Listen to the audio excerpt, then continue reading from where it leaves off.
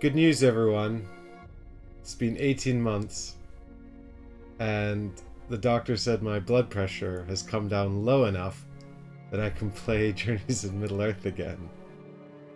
So that's good, isn't it? We can pick up where we left off after the first episode in January 2022. I'm sure, like me, you all remember what was going on and what was happening, so we don't need to do a recap. We can just jump right in.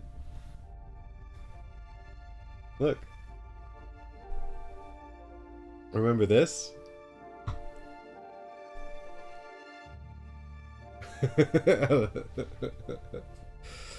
Alessandra, it's gonna be fine. I'm not even worried.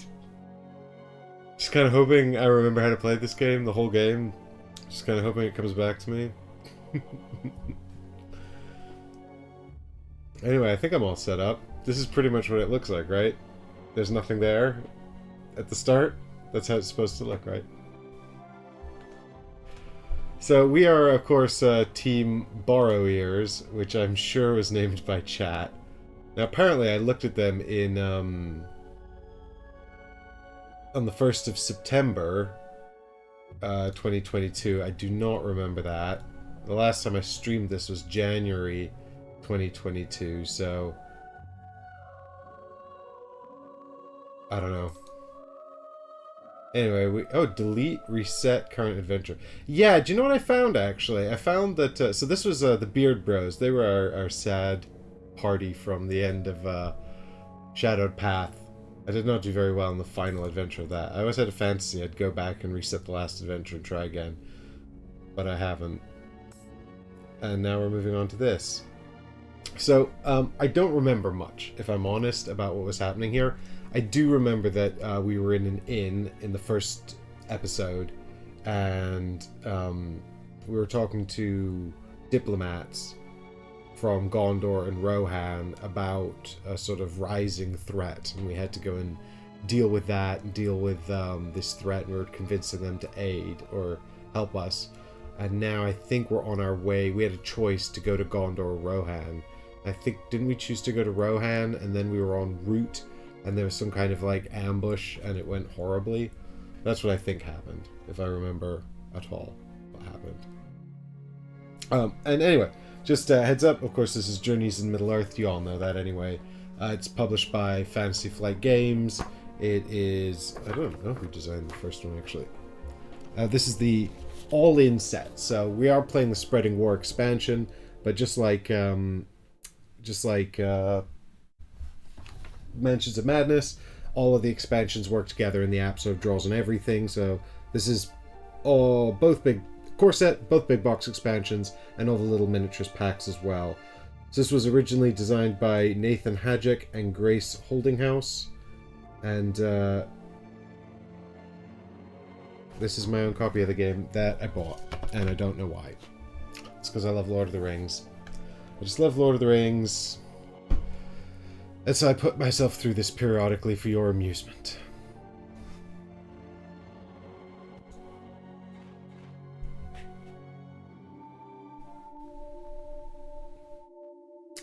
Yep, so we've got Boromir. Of course we've got Boromir, because Boromir's cool.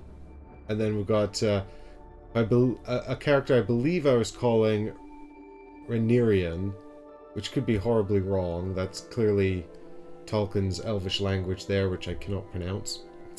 But that's a character I believe has been added to the game. We've got some items here. We never upgraded anything. Sad. Oh yeah, we've got the horses. Now, you were telling me, someone in chat, I looked at chat from the last stream, and Heggers, I think Heggers had said that the pack mule actually comboed well with the uh-oh.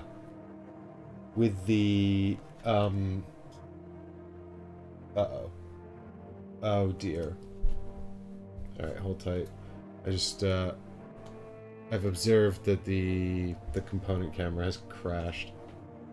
Yes it has. Alright, we're gonna need that to restart. I'm gonna have to restart the stream. Alright, bear with me. I'll be right back. Don't go anywhere.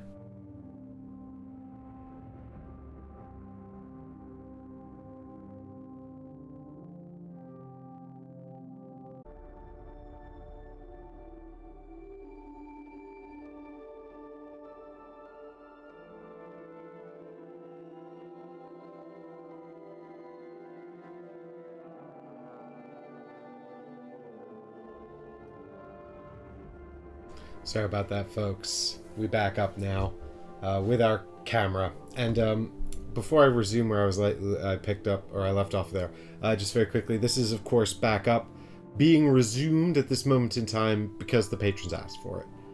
They wanted more Resident Evil, and they wanted this, and that's what they got. So if you want to have a say in what's happening on the channel, consider supporting the Patreon.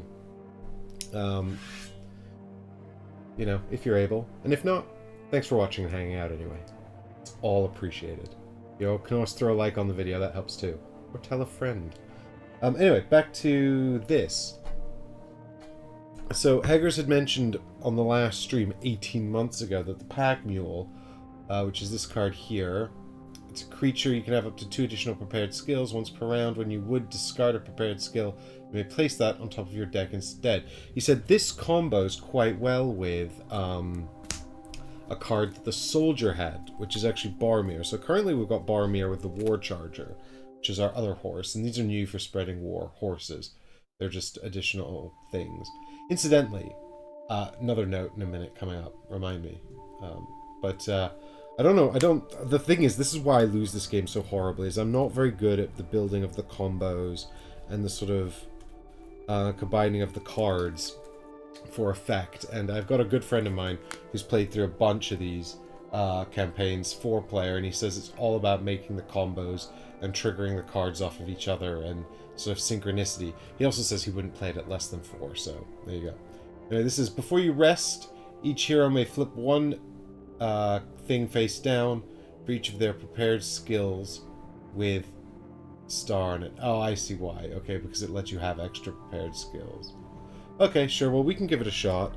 It seems odd to give the War Charger to the Archer, and then to give the Pack Mule to the Soldier. But let's give it a shot anyway, and just let Boromir wade into combat and do some murdering, I guess.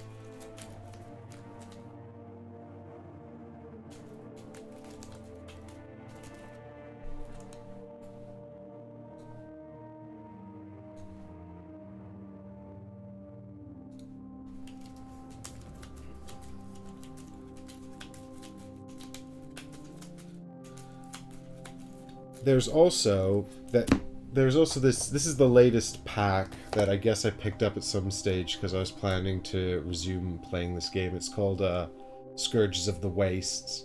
Or perhaps it's just because I have a compulsion to have the whole set. If you can combine them in a way that increases variety, I want the whole set, right? Then there's something just, it's insidious. This whole sort of app makes more variety thanks to sets, but they added in a new class, which you have to pick at the start of the game. I guess I could swap to it now. I think you're allowed to swap them out during the game, but there's less chance of you being able to get to the end. Anyway, the new one's called Beast Friend, and it's like a friend to the animals, which I definitely would have picked if I'd known about it. And look, they're one of their final skills. They befriend Lomi the cat. It's like, this isn't even a starting companion. Lomi the cat's a level 8 skill card with a success on it. So next playthrough, Beast Friend, Lomi's coming with us, absolute, for sure, gonna happen. Anyway, back to this. I don't think I have anything else to do here. I was just looking to see what was going on, but I don't think we actually have any major changes to make here. I seem to have 0 experience, which is bad, I suppose. Oh, okay, because I can spend them here. Yes, that's right. Alright, I'm not gonna change what I've done here because I just want to get to the game. It's been too long. Let's have a look. See what happens.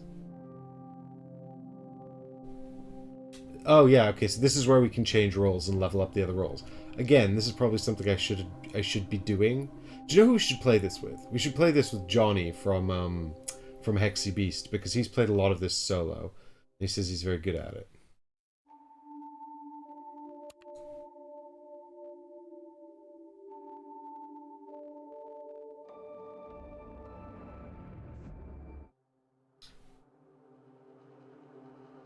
Alright. I was hoping it would read that. I guess voiceover's too much to hope for. King Theoden rules from the fortress of Edoras and has welcomed your help in the past week. You are now prepared to leave with a group of refugees, hopefully to make it safely to Dunharrow in the north. There will be no darkness step during the shadow phase in this adventure. Okay, that's worth noting, because there might be tiles that use darkness, I suppose.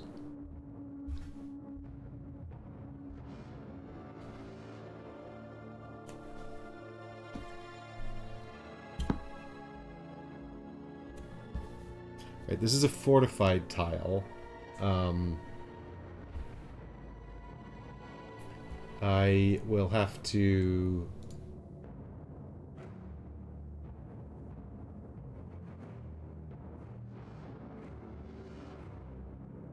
I'm gonna have to look up the rules for fortified.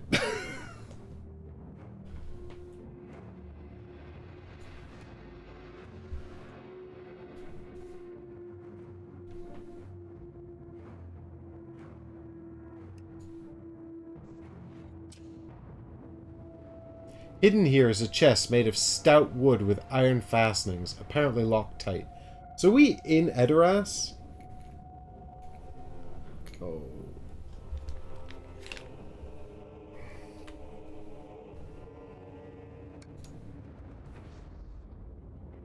Oh, okay, we're literally leaving Edoras. That's the one Edoras tile. I understand.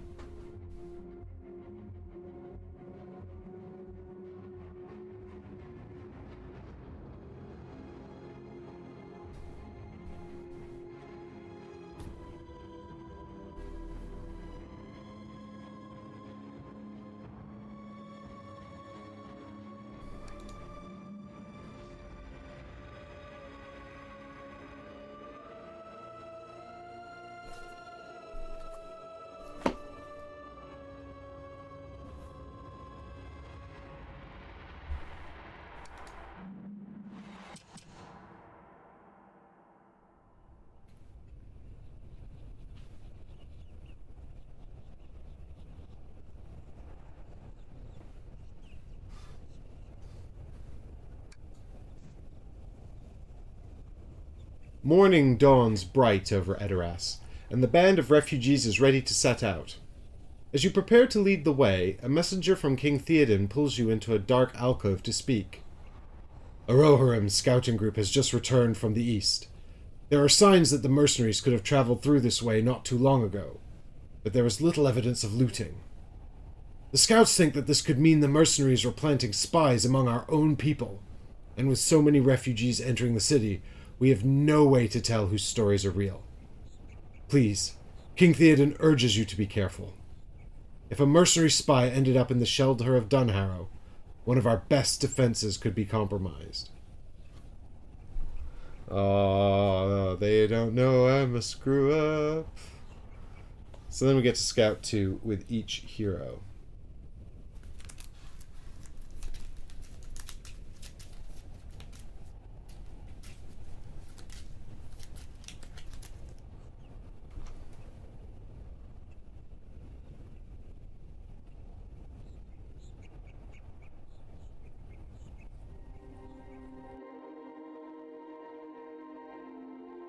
Alright, so here we go. This is where we get to do our scout and prepare. So, we've also got here on Renarian. Now, she's got her sheet here. Get rid of that, please. Thank you. So there she is. Now, if you remember, she's actually the elven daughter of a shipmaker, and she sailed to the west in search of sort of adventure, I think. She's got Might 3, Wisdom 2, Agility 2, so those are her weak stats. She's got Good Spirit and Strong Wit. She can take 5 fear and 5 damage before she's dead, and hold up to 4 Inspiration. She's got Scout 2, which is an action. She can prepare a card with a... If she gets to Scout 2, and if she prepares a card with a success on it, she can discard some damage. If she prepares one with an inspiration on it, she gets an inspiration, which is quite good, because that's basically creating a success for the future. No, it's not, but it's... I mean, inspiration's good. Basically, you want to have a way to get inspiration. So it's good. She's got, in addition to the War Charger, which just lets us get... if we're doing a Might check or a Wisdom check, we can use the... Or if we're doing an attack, we can use the War Charger to add hits, and also use it to add stun and sunder to the attack as well. And there's No reason why. I think, can we... Okay, so we can't... Oh, this is why we didn't put it with the War Charger with Rhaenyra. She can't use it with her short bow. The short bow needs wit to be used. Oh, that's a pity. So, what we need is another weapon, really.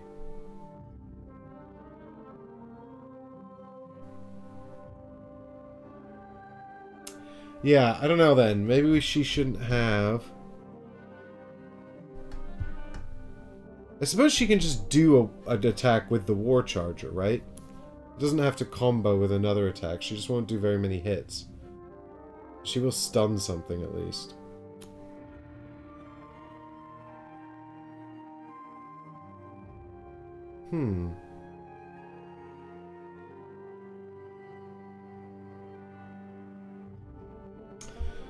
It's just cool to do... so the way this works is when you do an attack, you pick a stat to attack with, and I don't know why I'm explaining this to you guys. This is like episode, 15 of this game. This is probably mostly just reiterating for myself and making sure I remember how to play. But she could attack with wit, but then she can't use the War Charger. So maybe I shouldn't have swapped these over. It's probably not too late. Let's undo that.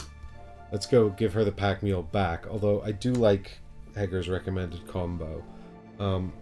I just think it's probably a bit stronger to have them both with Boromir. Anyway, the short bow just lets her do some hits, and she can get Pierce off of that to pierce armor. We've also got padded armor on her. When you test to negate damage or fear, you can spend 1 inspiration to convert to you get 1 sort of free defense, basically. Or 1 free inspiration when spending it on defense.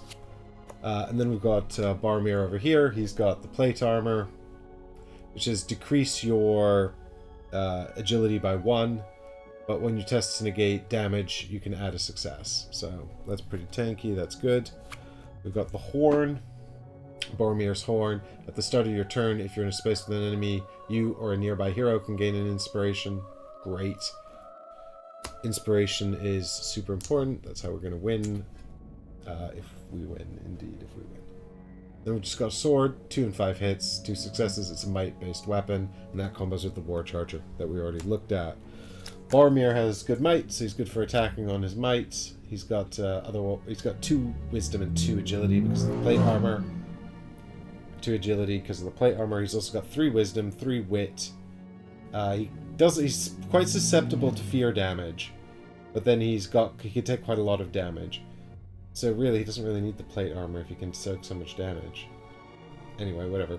When you perform a last stand test, you may suffer 1 damage or 1 fear to add a success to that test. Alright. There we go. So back to Rhaenyra here. Oh, we've drawn Burdened and Mischief. So Burdened is, of course, her weakness. Mischief is a shadow ability. Shadow ability? Oh, this is Rhaenyra's own ability. During your turn, you may choose a hero to select 3 cards from the discard pile. They prepare 1 revealed card and place the rest on top of their deck, then discard this skill. That's really good. Let's make sure we can prepare that. Move this up a bit so you guys can see her cards better. And then we'll put the weakness on the bottom of the deck, because get that out of here. That sucks. I mean, we could prepare the weakness and just get it out of the deck. And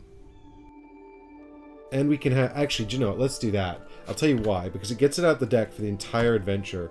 And we can have 2 extra prepared things next to the pack mule.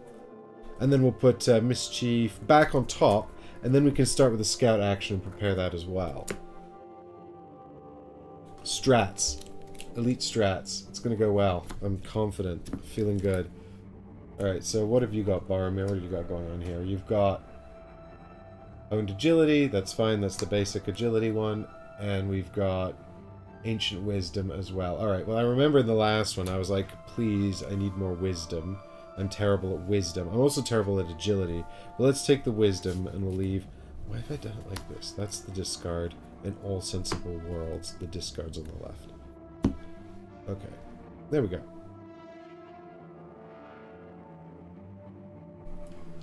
Good. So, we've done our scout.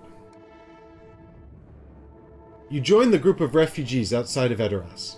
The group is not as large as you feared, but it will still be difficult to keep a brisk traveling pace with so many, and the group will be vulnerable to attack on the road. It will be difficult to weed out a traitor from so large a group. 4 individuals immediately stand out from the rest of the group, from the rest of the refugees as important. These 4 people could be useful on the journey to help you lead the refugees and keep them safely together, but they are the most likely to do damage as a mercenary traitor. Oh, we're gonna have to pass checks to see who to trust, and we don't know who to trust. 1. A woman with a lined face and hair tied up in a scarf is securing horses into a continuous supply train and assigning children to guide each animal. When she notices you watching, she sneers at your own hastily packed gear. This is Hannah. She is one of the leaders of the refugees, and definitely not a traitor.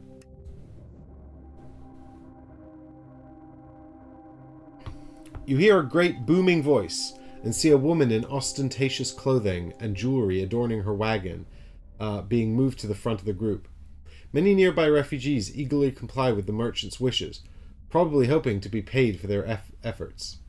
This is Signy. She is one of the leaders of the refugees. A bent and wizened figure with a broad-brimmed hat stands aloof from the crowd, but you notice several refugee families approach to offer the elder water, a mule to ride, or even a sack of their precious rations. Whoever this refugee is, they command great respect from those around them. This is Indra. You are surprised at first to hear the lilting music of a flute rising into the morning air. Then you see the musician, and you're shocked to think that an elf could be traveling with your band of refugees. However, the surprise passes when you look closer. No elf, but a strikingly beautiful and clean-shaven man is playing for an adoring crowd of refugees. This is Matthias. You will keep a sharp eye out for anyone acting suspiciously, especially the leaders of the refugees. But getting everyone to the shelter of Dunharrow quickly is too important to delay your journey. You will need to speak with the leaders of the refugees along the journey to decide which of them, if any, is a mercenary traitor. Oh, if I know the way this works as well, it'll be random. The game will have randomized which one's the traitor, and one of the random options will be there's no traitor. The road stretches out in front of you, and your group moves slower than you are accustomed to. It will be your job to scout ahead and ensure that no mercenary groups are waiting to ambush the refugees. Objective updated. Explore the way forward. Oh good, spiderweb.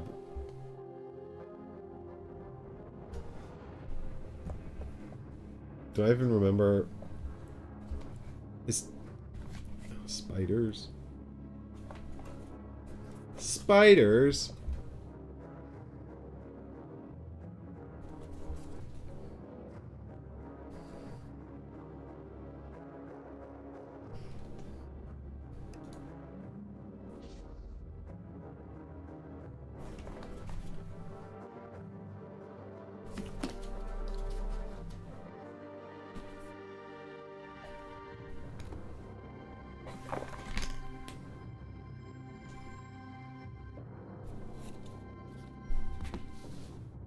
Uh-oh, I've done something wrong somewhere.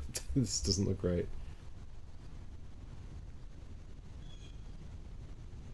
What have I done wrong?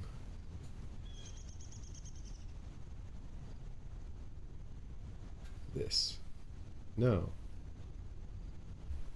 This. There we go.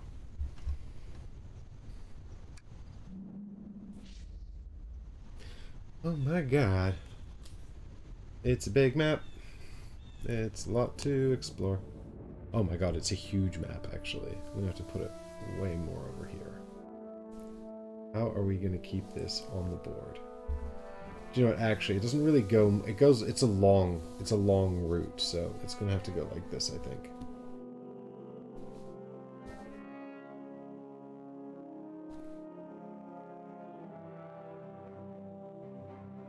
The road from Edoras to Dunharrow is long and filled with peril. Only wise and brave adventurers will be able to make this journey. It's a shame that we've only got you.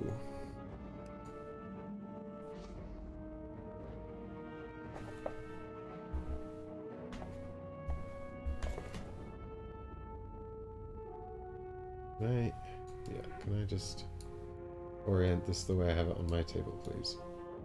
There we go.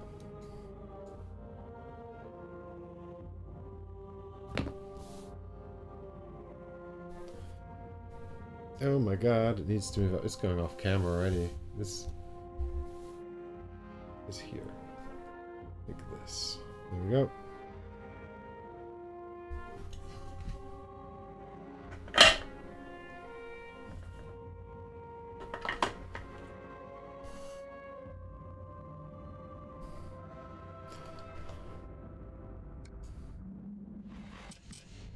Okay, so the if I remember correctly, doesn't like threat go up like way quicker if we have lots of unexplored tokens on the map, so I need to like start exploring as much as possible as quickly as possible.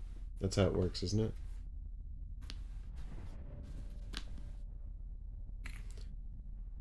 This is a hard mission. The final campaign. War is rising. You remember how to play, don't you?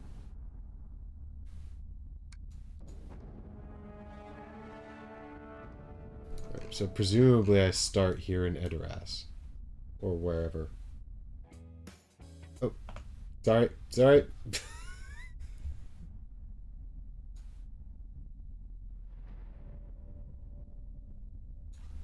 Right, so there we go. Boromir and Rhaenyra hanging out. Ready to go on a grand adventure.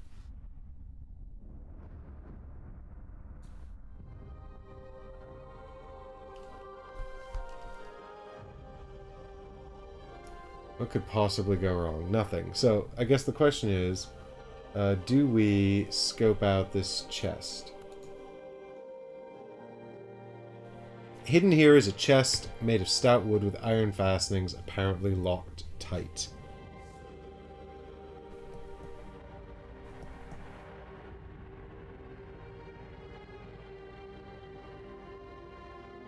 I've already forgotten what Mischief does. Let's start with Rhaenyra, and then what we'll do is we'll just do Scout, her ability, Scout 2, and then she can search the chest, and then Boromir can wander off into the world and start doing explorations and things. And that's fine. Because we wanted Mischief, didn't we?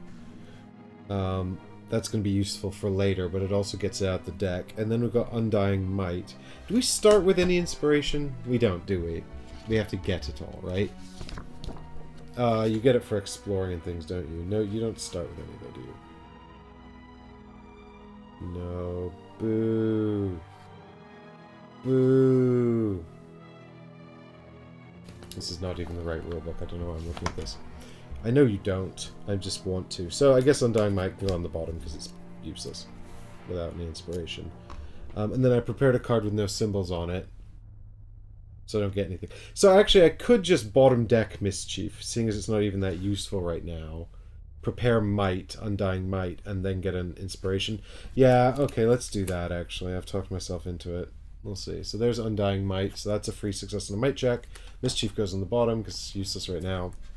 And then, because we've prepped a skill with a symbol on it, we can have one of these. Great. And then action number 2, we can just search the chest, because why wouldn't I? We need some equipment, right? Test. Wit! This is the one I'm good at. 4 cards. 1, 2, 3, 4. All successes, please. All successes, please. Oh my god, it's literally all my successes. Thank god I reset this in a minute. Alright, well that's 3. Can I just, you find a scroll that says, Hannah's the traitor. The chest opens with a click. Within you find a selection of treasures and goods, most marked with a white hand. Lore increases by 1, Scout 2, and then discard this search token. Great, I guess, but also, I do need, like,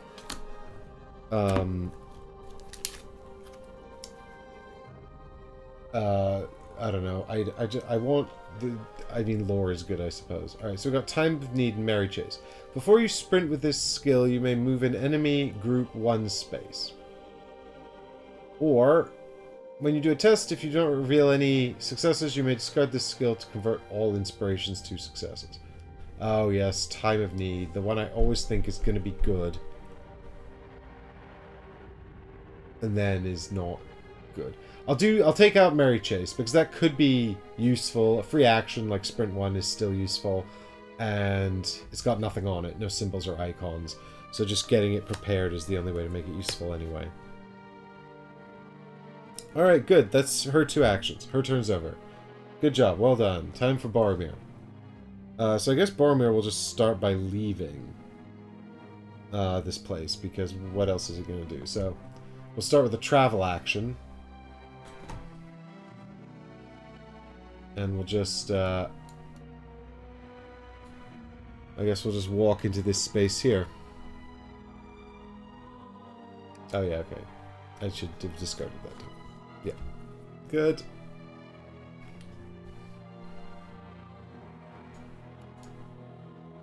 Explore! Well-kept houses and diligently tended trees lend the village an aspect of optimism. Not for long. Not optimistic for long.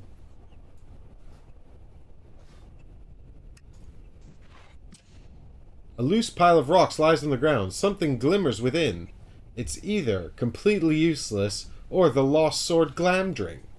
Actually, can't remember. Isn't Glamdring Gandalf's sword? I think that's Gandalf's sword, actually. It's not a lost sword. Gandalf has it. But I just couldn't think of a different... It's the orc killer Sting. Where's Sting at this point? Bilbo still has Sting at this point. You know what? I don't know. I don't know that many Lord of the Rings swords. Give me a break. And you won.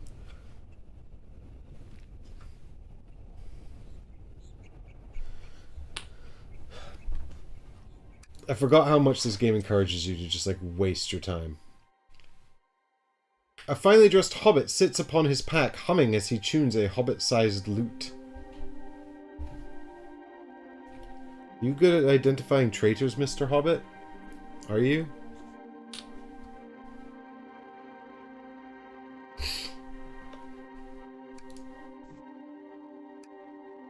Okay, so I've not done, so I could just keep moving, and I'm inclined to keep moving because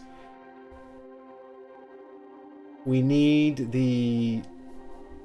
get rid of the exploration tokens, or threat will just rise way too quickly. So what I'm thinking is we just move Boromir 1, 2 to here. Well, no, that was 1, so that's 2 to here, and then move 2 more and go here, here, to get rid of 2 more exploration tokens. Because that's 2 threat already gone, right? Which is good. So, yeah, so we'll go 1 more here, then 1 more here. Let's see what's going on over here.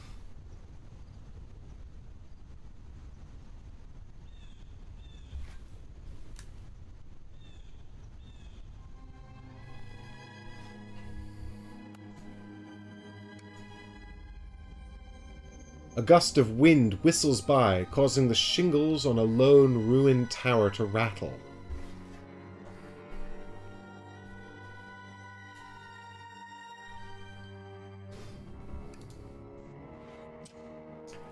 Unseen, mysterious figures watching your progress and leaving notes for you to find. Perhaps they are an ally, or perhaps they have their own agenda. It's not important. We can ignore that. Completely unimportant. Not even remotely worth looking into.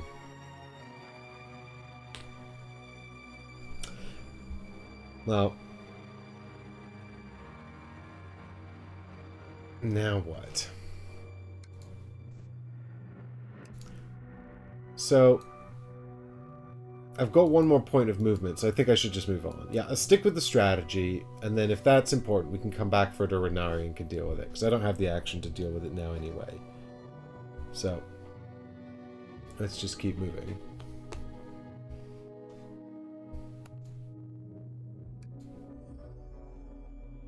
A small way station here offers a trough of water, some shelter for a horse or donkey, and a large statue of a nameless elven archer. Oh, you want to go out? Hang on. Cat wants out.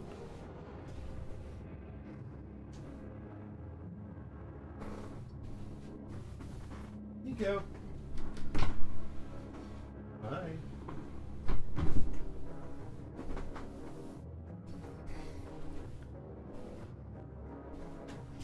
Hey, Heggers, welcome to the stream.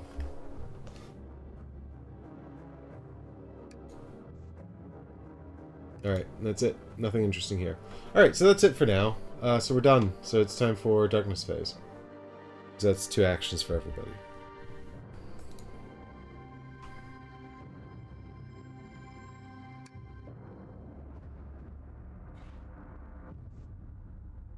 The shadow deepens, though hope yet endures, unless you've played before.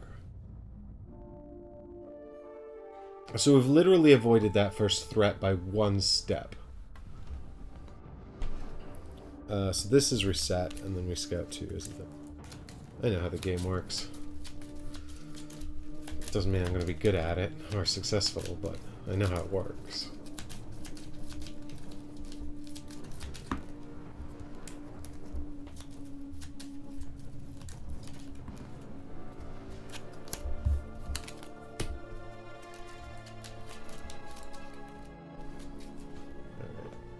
What do we got here?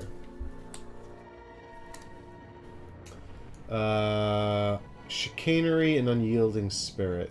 Chicanery says, when you interact and test, you may add 1 success for each unique trait among your prepared skills and gain a boon of your choice. If you do, discard this skill.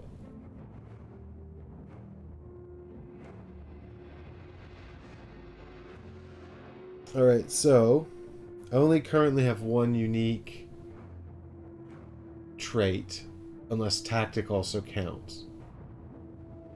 Sure, I'll say tactic counts. I want to rule in my favor. It doesn't say don't include this card. So that would be 2. So if I prepare this now, I basically am going to get 2 successes on something this turn. And I can have a boon of my choice. So sure, let's prepare chicanery and then put unyielding spirit back on top.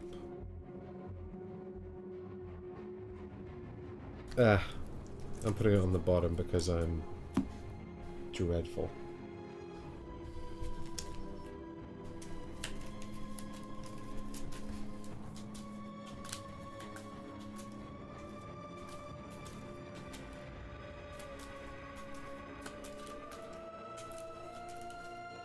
Alright, so let me know in chat if you want me to talk to this hobbit with the loot, because I'm inclined to completely ignore him. I'm also inclined to ignore the glimmer in the rocks. You know. Just saying.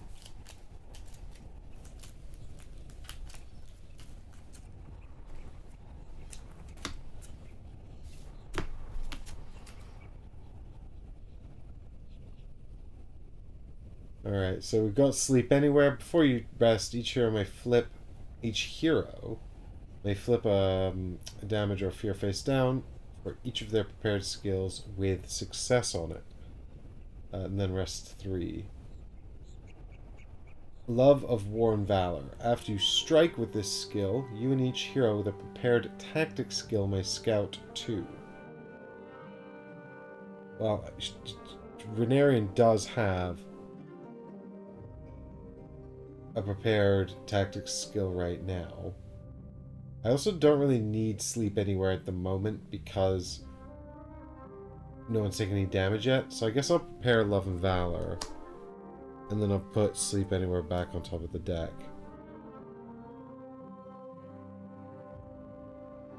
Maybe you get something like an item, says Alessandro. Maybe you do! Or maybe it's a complete waste of time and you get nothing worth having. Have you considered that?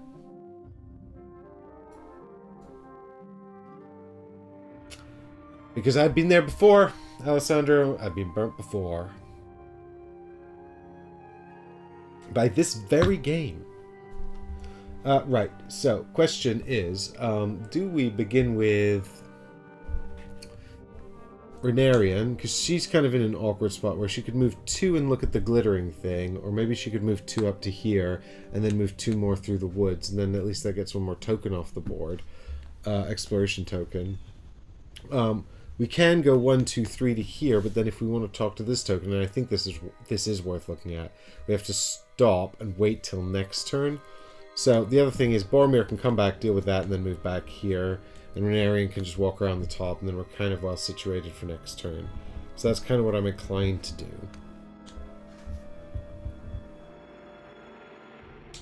So let's go and talk to this mysterious person with the notes. I think this could be a misleading trap, though. I also think Boromir's, like, not good for this, but it is what it is.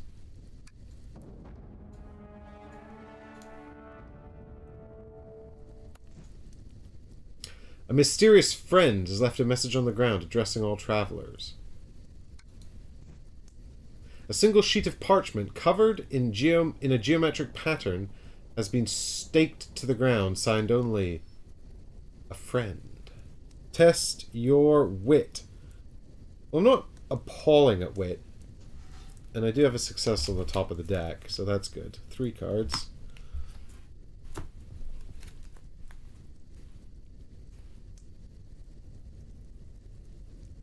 So, I think we probably want 2 successes for this.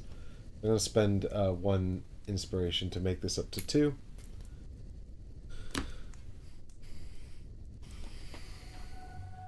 Oh yeah, we actually do. It's completely binary. We need 2.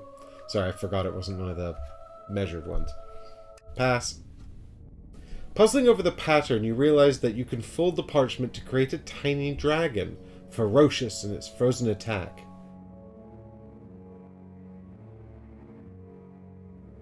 Tiny dragon. Alright, listen up, folks. I already forgot what the note says. I literally already forgot what the note said. I'm going to be so bad at this. Don't forget about the dragon, though, okay? What's my max? 4. So not max inspiration with Boromir. But that's fine, because he's just going to walk back over here, and that's the end of his turn. And then it's going to be Renarian, and she's just going to go 1, 2, 3 over here.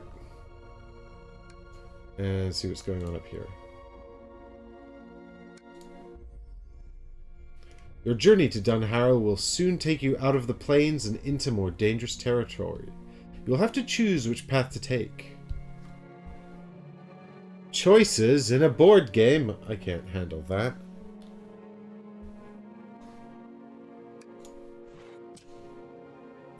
Many of the refugees have been asking about the history of Dunharrow. You might need help in teaching them the history of their new home. A crossroad of a sort has been worn into the ground here. One branch leads to fording a great river, while the other travels into the foothills. Both roads are dangerous, and you'll need to choose which one to take to Dunharrow. I mean, while the foothills sounds way less dangerous than Great River, than fording Great River.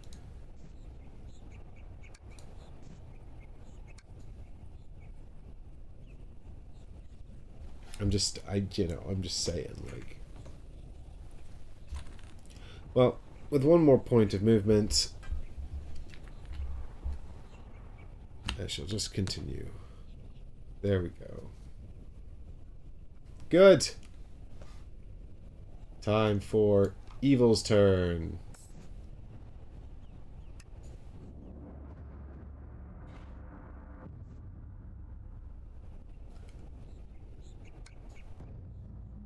Uh-oh, something bad happened. As your group makes its way slowly forward, the woman you noticed organizing the supply train, Hannah. I know your name, Hannah. I remembered. I forgot everything else, but I remember you. Oh, it's written there. The woman you noticed organizing the supply train approaches you. We've wasted a lot of time getting everyone on the same track. Hannah's blunt way of speaking reveals her lack of awe for your position. I think we should push them a little harder. I don't like our chances if we're still outside of Dunharrow's protection come nightfall. You're unsure of whether to trust Hannah's assessment of the situation. It is true that the refugees are traveling slower than you like, but you fear pushing them harder will only tire those who are already frail. You were also warned that there might be a traitor among the group. Heroes must decide, travel faster or ignore Hannah's advice. Okay, well, feel free to chime in here, chat, but my inclination here is to ignore the advice, and not because I don't trust Hannah, and she makes a good point. I think it's entirely reasonable. It's just that traveling faster means that we have less time to catch the spy, if indeed there is a spy.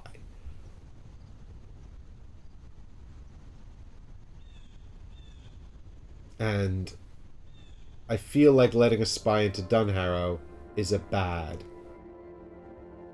Hager's agreeing with me there. Alright, let's do ignore the advice then. Hannah shakes her head at your refusal to listen and returns to the crowd. The journey stretches on and the refugees move no faster. So we've taken a hit of two threat there. But we don't know what the other outcome would have been either. So we shall see.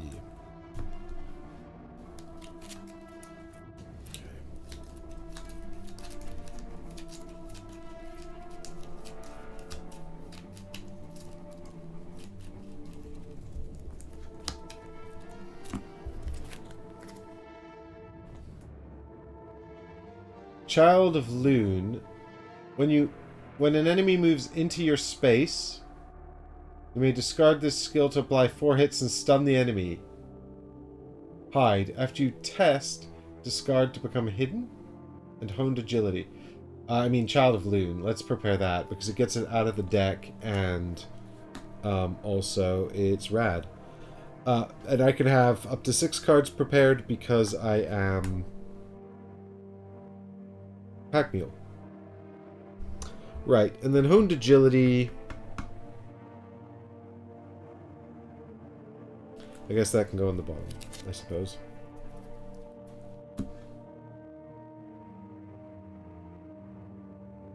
Okay.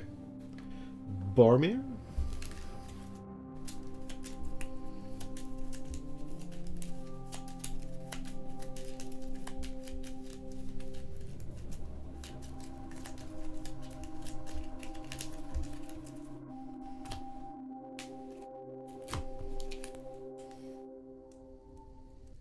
Undying Might or Undying Spirit.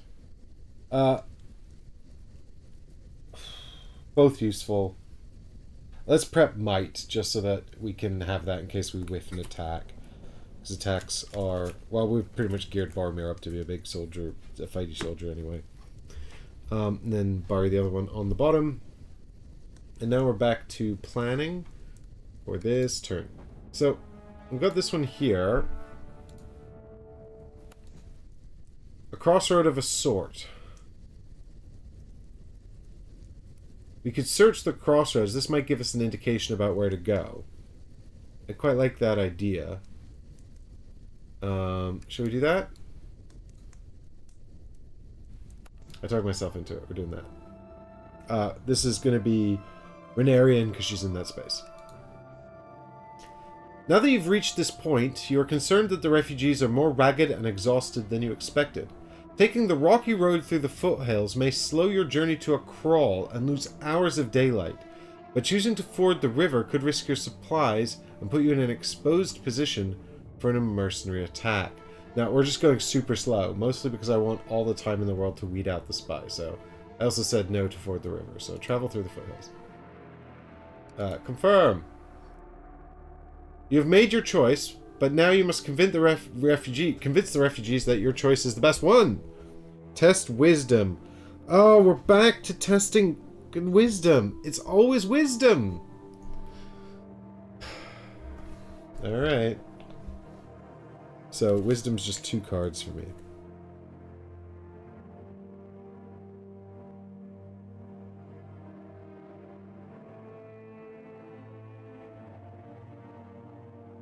So we might need chicanery here to help us with this. We'll see. I don't actually know what I need to succeed, so... Anyway, let's see what we've got here. Alright, so 0 successes.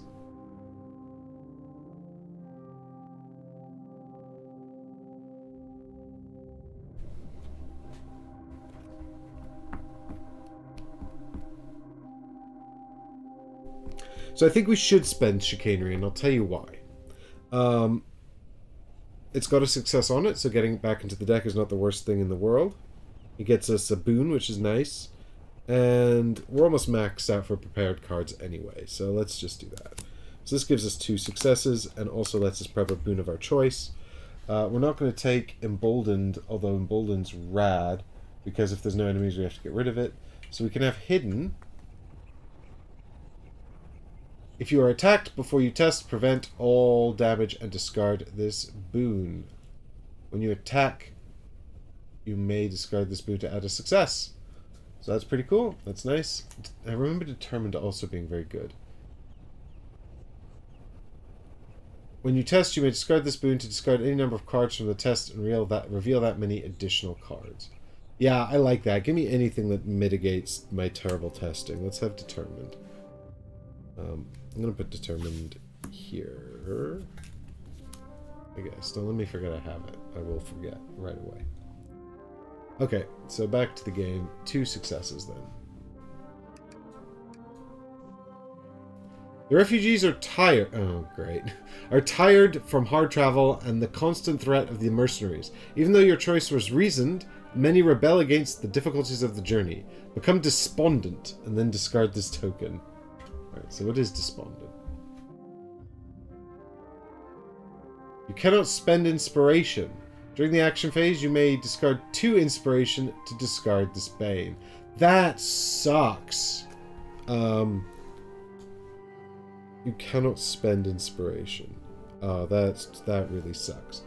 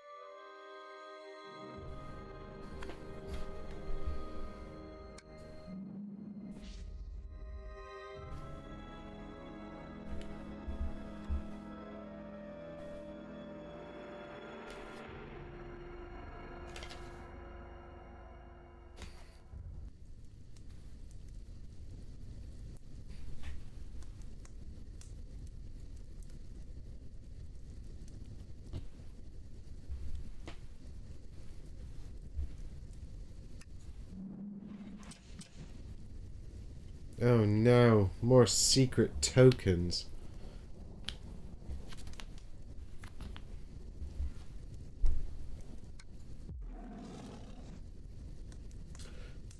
Oh dear.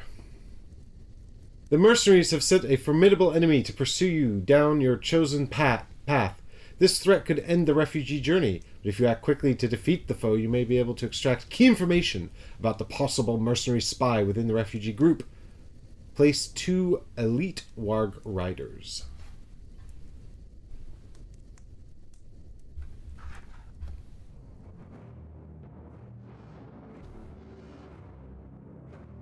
Okay, now technically this space is fortified. I don't know what that means, or if I did, I've forgotten, so I'm gonna have to look it up. No, so where are my banners at? Hiding under my walls and rivers is where they're at.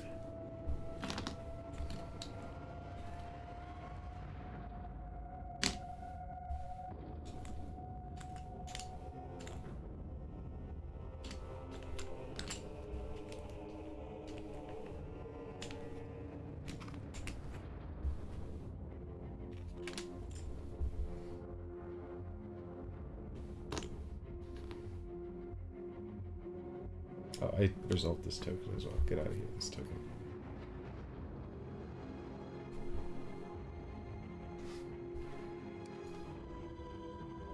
The road stretches out in front of you, filled with danger and hidden difficulties.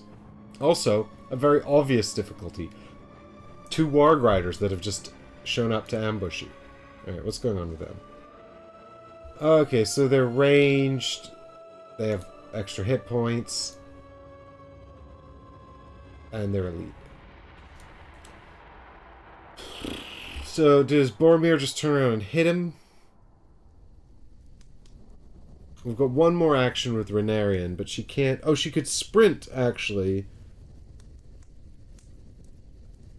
Oh, yes.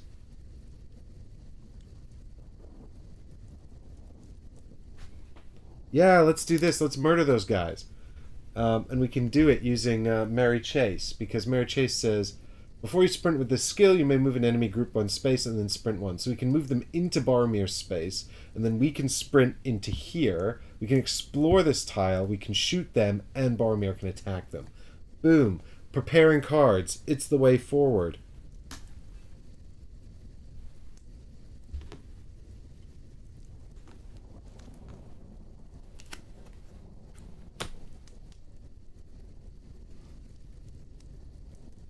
Alright, so, explore this. I can sprint into unexplored stuff, right? That's not like some kind of bizarre... Sprint's just move a space, isn't it?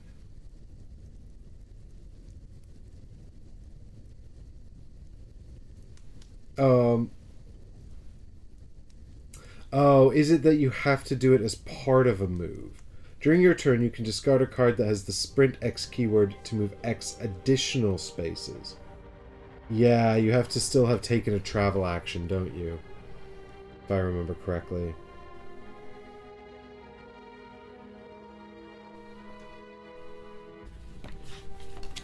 Oh, I think that's something I might have played wrong in the past as well. Let me check the reference. Ooh. Just let me win.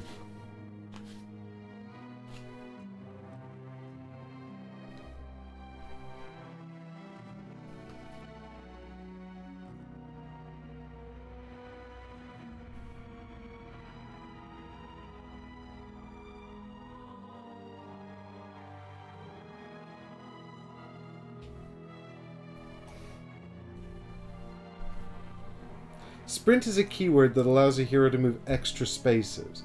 When a hero is taking a turn during the action phase, they may discard a card that has Sprint X to move X additional spaces. A hero can perform other actions and resolve other game effects between each movement that is provided by Sprint. A hero can only discard a card to use the Sprint X keyword if that card is prepared. That doesn't sound like you have to take the travel action. I mean, it doesn't say anything like that. Maybe I'm just making this up.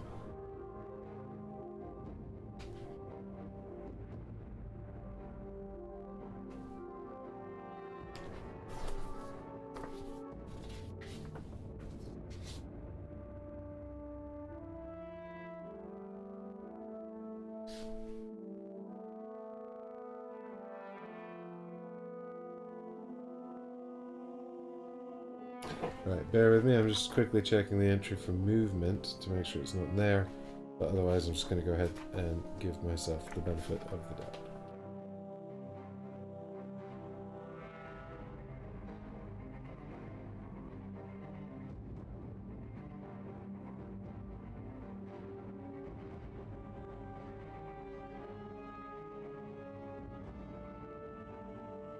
No, I don't think it is necessary.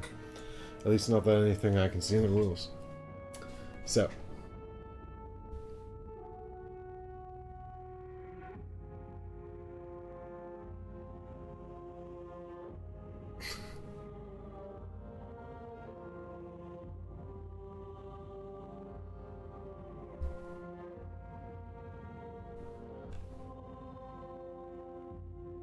Right. Yep, so we were exploring that tile, weren't we? Yep, cool. Sickly trees bend over shallow pools. Your journey continues. So, this could be a dead end, actually. It looks like it might be, because it's not really joining up with the other route. But it's still helpful to get rid of these, and we also get a inspiration. So now we can shoot those guys. So we're going to have to spend 2 inspiration to get rid of despondent. There's no reason not to do that, even though it makes me sad, because my inspiration is important to me, but despondent sucks. And now we can just use wit to shoot our enemies. And I don't think there's anything else we can really do to make this any better. Yeah, so we might as well just spend 1, 2, 3, 4, and have a go at them. Hopefully we'll just get lots of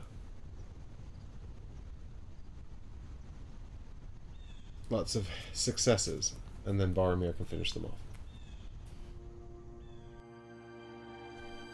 I keep shuffling them all together. So that's 3. And actually that's the most I can use. So that's a perfect pull. This never happens. So that's 6 damage with Pierce. So that's pretty good.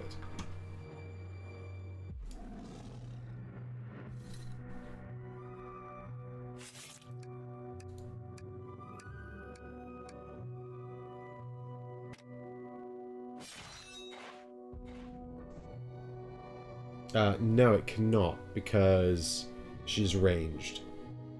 Oh, but they have range. Can they retaliate at range? I have no memory of this place.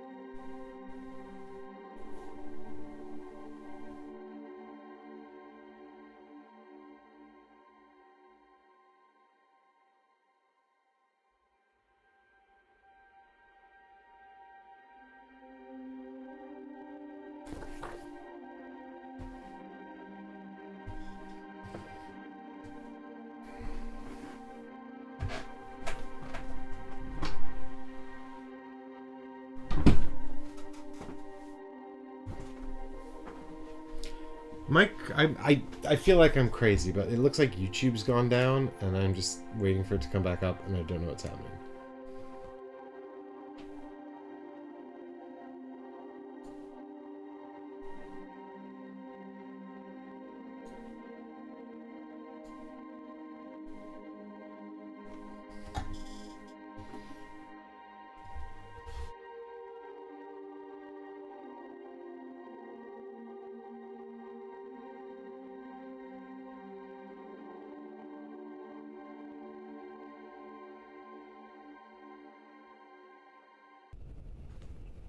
Hey gang, this is the weirdest thing. Yeah, I'm still live and I'm coming to you, but I can't. I'm having some real weirdness going on with YouTube's connection to me. So, anyway, the only reason I know that I'm live at all is because now I'm looking at the stream on my phone. So, yeah. I've got my phone now here to make sure that I'm still live. And we can get back to the game. Anyway, yeah, so there's a counterattack. So I realize now that I'm remembering how to play that I should, of course, have attacked with Boromir first because he could have stunned them with the charger, and then because they're elite, they wouldn't have been able to counterattack. But elites can just counterattack as many times as they want, which is a bummer. So, unfortunately, Rennarian's going to take a hit here that we could have prevented. So, that's annoying. Howling with one voice, the beast and its riders strike and circle away. Test might to avoid this. After this attack, this enemy group will move one space away from you. Oh, that's so inconvenient. Oh, I should have stunned them. Oh, I'm filled with regret. These guys suck. They suck. And I hate them. Alright, so... 1, 2, 3. What have we got? Just one. Just one.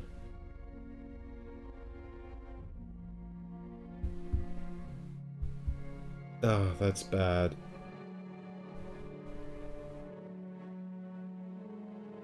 And we're taking 4 damage. Yikes. Alright, let's, there goes all of my nice prepared cards. Let's use, Determined to redraw 2 of them. Yeah, okay, that's better. Yeah. Because now we can use our 1 inspiration with the padded armor to get 2 successes. And we can throw in Undying Might for a 3rd success. So we only take 1 damage, which will be the fear.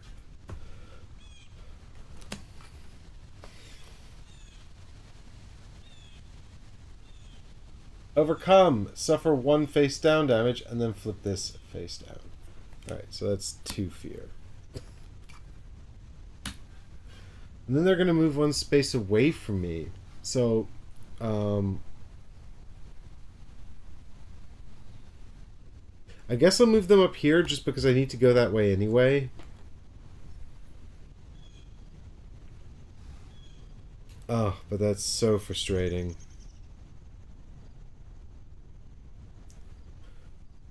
I mean, actually, that's not even away from me. That's just adjacent. That's just, it's the same distance, so they definitely have to move over here.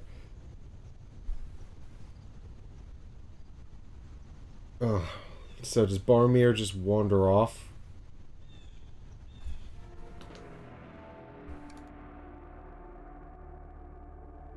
Alright, so they're exhausted now. They can still counterattack because they're elites.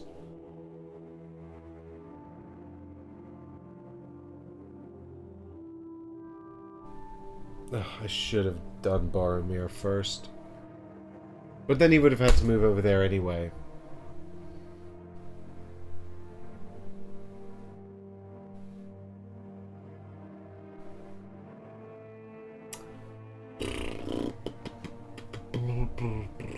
So, the question is... hey Bryce, welcome back, man. Yeah, we're returning to chime in. The first enemies have appeared. My blood pressure's through the roof.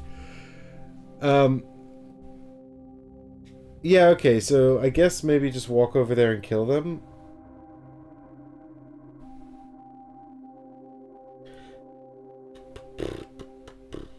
Yeah. But you know what? Let's do it, because Boromir's got loads of cool stuff prepared. So let's just do that. Let's go travel over here, and we'll do an attack. We've got Love of War and Valor that we can use.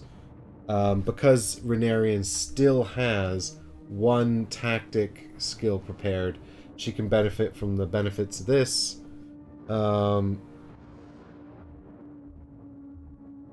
We can add 2 hits with that. We can use the charger to add Sunder and Stun. We can use Undying Might. Yeah, let's just go for big attack from Boromir here. So it's Might, so it's 4.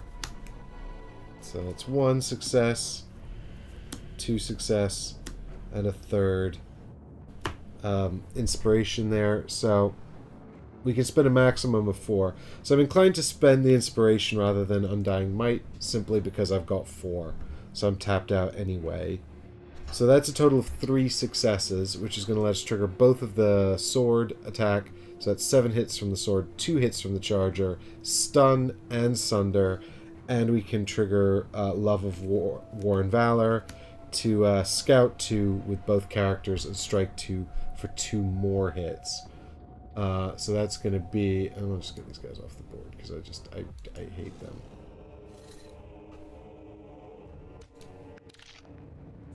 This is a grand total of 11 hits.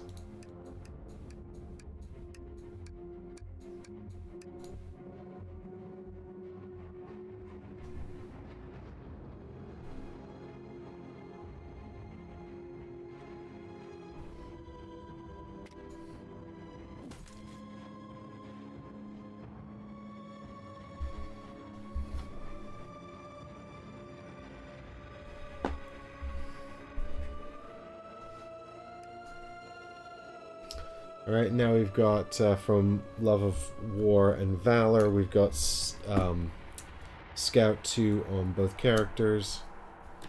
So Boromir has Honed Agility and Clever Wit. Might as well prepare the Agility just because we're doing fights right now. Although, actually, maybe we prepare Wit, just because it did say that killing them might get us something... something to do with, oh, there...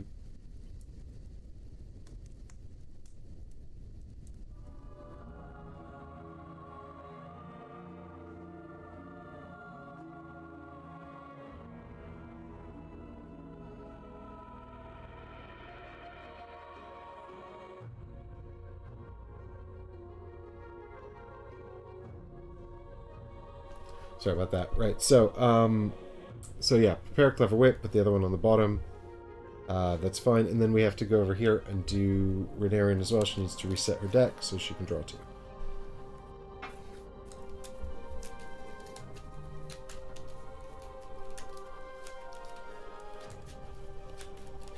At the start of your turn, if you're in a space with an enemy, you or a nearby hero gains 1 inspiration.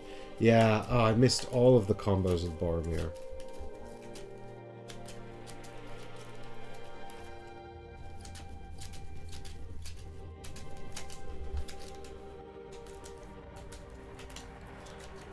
I remember how to play just in time to not play for another 18 months.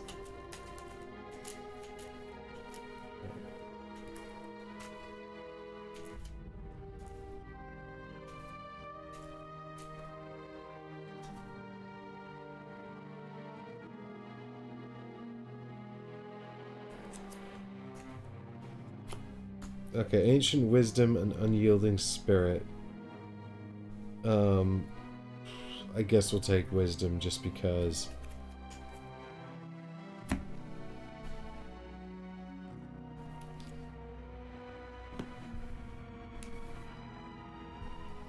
Just because. Alright, cool. So Boromir's got 1 more move. They can't be provoked because they're stunned. So I could just leave here. The question is, it's ranged, so I'd have to move 2. It's not even going to activate, so I'm inclined to just stay here. Yeah, I think I'll just stay here and then get the free inspiration and kill it next turn. It's just annoying. And now we're going to get even more badness happening. And I don't love what's happening here.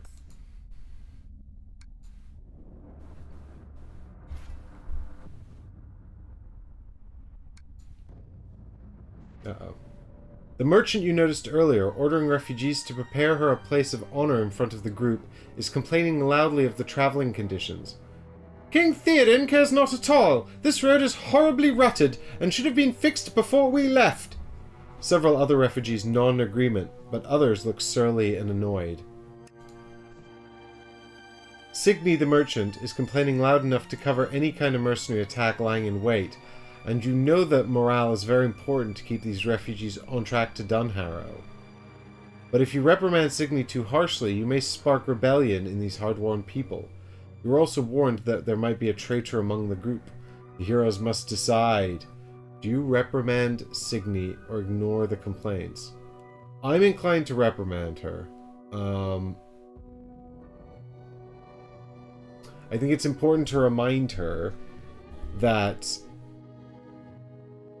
the mercenaries, she could be aggravating the mercenaries, covering for their attacks, and then if, you know, she protests too much, that's an indication that she's the traitor. Or just really an awful person.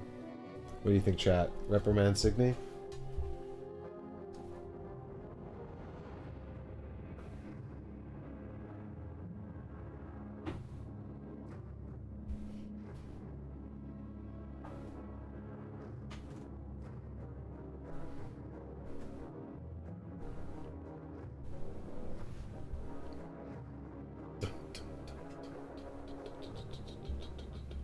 Yeah. Alessandra agrees. Let's do it. You quietly pull Signy aside and make it clear that her complaints will not be tolerated. Several of the nearest refugees overhear, and dark muttering starts making its way through the group. Signy's eyes are hard and flinty as she says, My opinions are my own, but I will do as you say. For now. I don't know why that was quite so coquettish, but... The trail to Dunharrow has been littered with traps that the mercenaries left for your group to encounter. With each new challenge, you feel the refugees becoming more and more discouraged. Each hero chooses, become despondent, or suffer 2 damage. Despondent is so bad. I'll take the damage, but the damage could be face up, and it could be just as bad. The damage is face up, and it could be just as bad.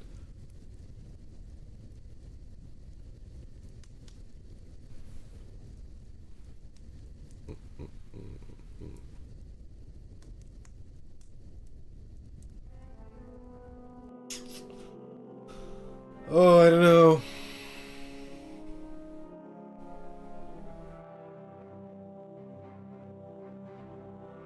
No, Despondent's really bad. Let's try, let's just take the damage.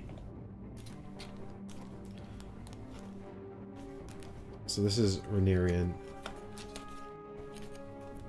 Oh, but some of these are really awful as well. And some of them actually...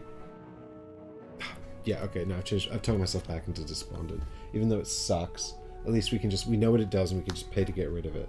Where some face-up damage is just really terrible. Alright, so, there we go. Place 2 soldiers in the indicated space. Great, so now...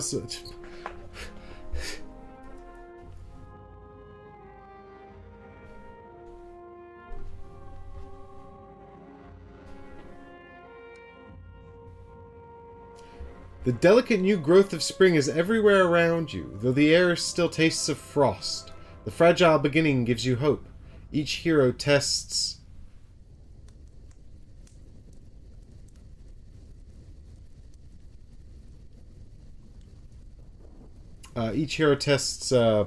spirit. And if you pass, you gain 1 inspiration. I just noticed something, actually. I played this incorrectly earlier, but I'm not going back now. But Despondent says, during the action phase, a nearby hero may discard 2 inspiration to get rid of this. A nearby hero means another hero. So, I couldn't have actually gotten rid of that with Rhaenyran earlier. Right, so here's her test anyway. Spirit test, 3 cards, 0. So that's fine. We'll be resetting that deck in a minute anyway. And Boromir, 1. I don't have Ancient Spirit prepared or anything, so that's that. Alright. Never mind. Oh wait, Boromir gets one more card. Hold tight. Sorry, I just drew 2 instinctively. Oh, Time of Need. Yeah, okay, so I'll spend one of these. Oh no, then I just get it back. That's stupid. Yeah, it doesn't matter. Alright, cool. So now we're just resetting and pulling 2. Alright, so now I can't even spend Inspiration on this attack, which is super annoying.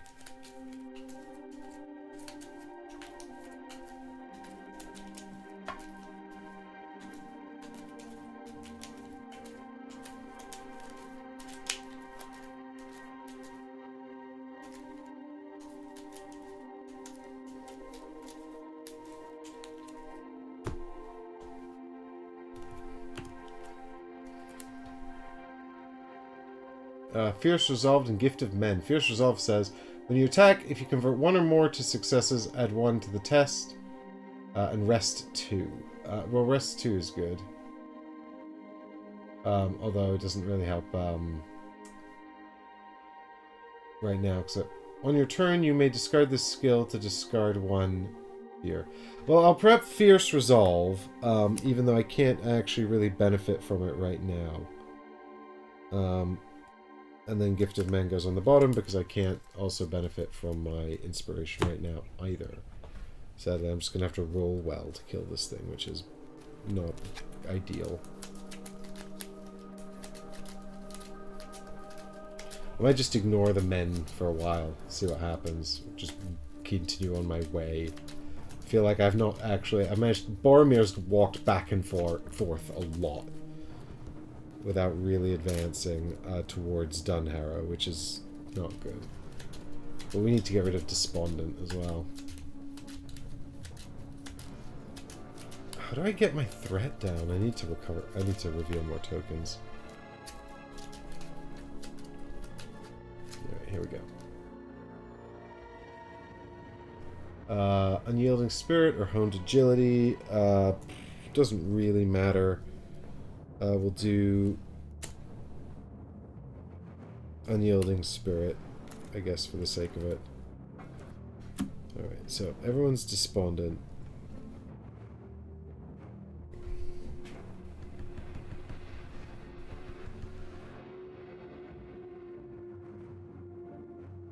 So I guess Boromir goes first, and he moves... And he goes first, he gets an inspiration, which he can't spend because of, Despondent.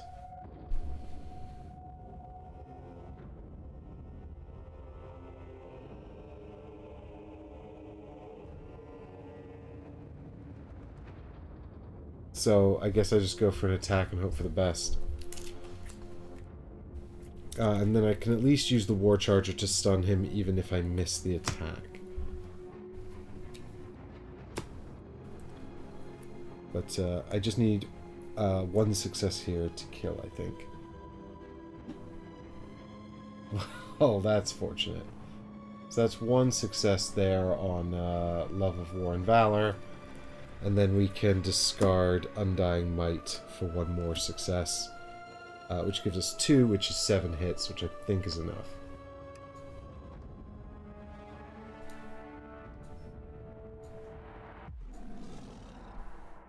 Yes, just.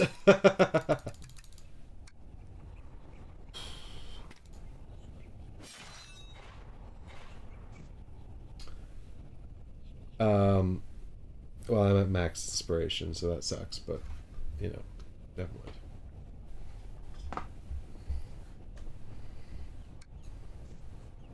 As your enemy is defeated and cannot escape, you pull your final blow for a moment. You may be able to question this creature and find out if there's a spy among the refugees. However, can you spare the time the questioning will take? Yes, I can. You take some time to question the foe, their rough tongue making common language unclear at times. Test might or wit. I'll test might. No, I'll test wit. I'll tell you why, because I have clever wit here, so that's at least 1 guaranteed success. which is actually prepared by me earlier, thanks to my also cleverness. So that's 3 cards for Clever Wit. Again, I cannot spend inspiration, so that's 2 successes if I spend this. So hopefully that's enough to yield some result, or I shall be sad. Eventually, the creature caves to your questioning and reveals 2 possible spies placed among the refugees. Matthias the musician and Wan, the man who organized the defenses. You will keep an eye on them for now, but when you reach Dunharrow, you'll have to alert the guards sanctioned there and not let the spy enter the fortress. Well, if we don't know who it is for sure, we should definitely just detain them both, right? It would be dumb to let them both in if one of them's a spy. Each hero may scout 2. Alright, what we got here? Love of War and Valor or Overpower? My successes! So, Love of War and Valor I really like. It was really good earlier. We've also got Overpower. Before you test, you may discard this card skill to test Might instead and gain an Inspiration. It's got Guard 2 on it as well.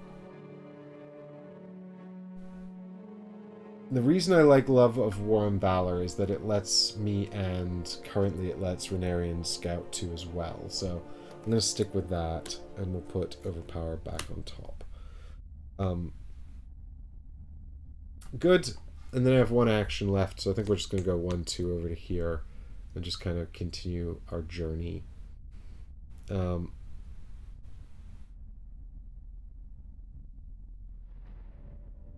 Yep.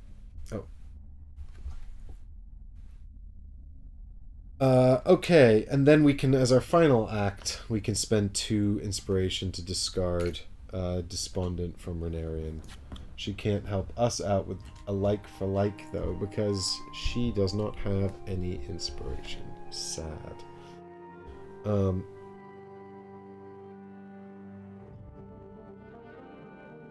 So with this in mind, we've kind of got 2 options here. We can either... No, well, let's just finish resolving this. Yeah, that's fine then. So we can either go 1-2 to here, and maybe stop here and shoot these guys. Or we can backtrack 2 up to here, and sort of continue to fall back on the route. I like going over here because it gets rid of this token. I mean, this also gets rid of a token. It could reveal more tokens, though. But the main thing here is that... No, let's go this way. Let's go this way. We need to progress. We can't be faffing around. Alright, so that's 2 movement. Sorry. Lock that.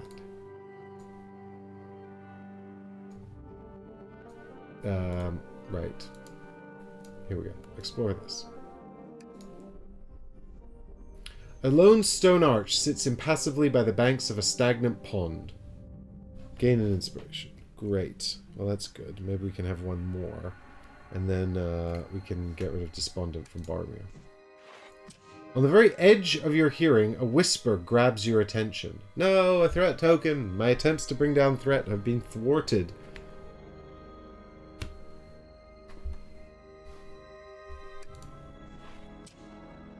Unseen, a mysterious figure is watching your progress and leaving notes for you to find. Perhaps they're an ally, or perhaps they have their own agenda, or perhaps they are completely irrelevant.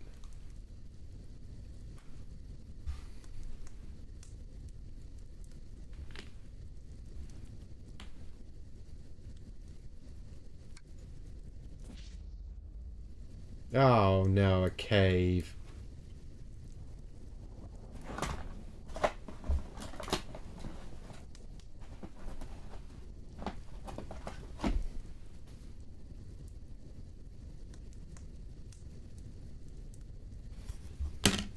I'm running out of table space.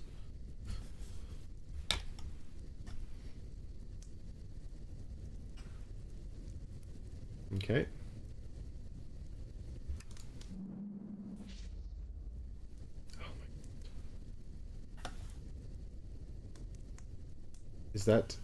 Could that be Dunharrow? Maybe?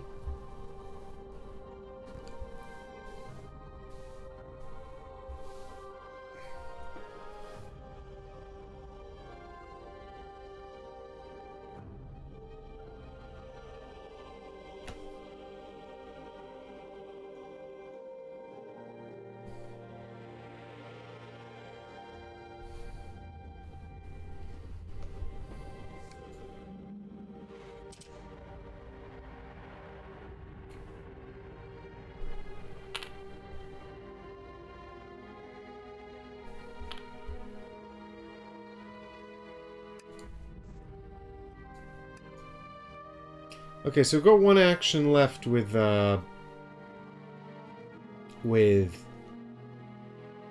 Renarian, but I think we should just do the secret guy, right? The secret notes, because we're here now, so we might as well. And if we get an inspiration and we don't spend it, we can actually use it to help Boromir as well, which is also good. I mean, we'll probably just immediately become despondent again, which means the whole thing will be a waste of time, because you can't become despondent if you're already despondent. I'm doing it. A mysterious friend has left a message on the ground addressing all travelers.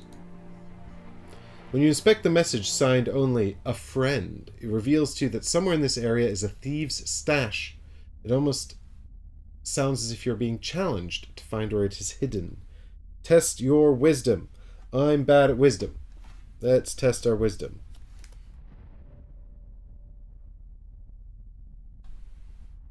I've drawn two. I need to shuffle her deck better. But I'm not going to complain for now. So that was 2. I'm going to ditch this one for 3. Because I want the thieves' stash. I want the free stuff.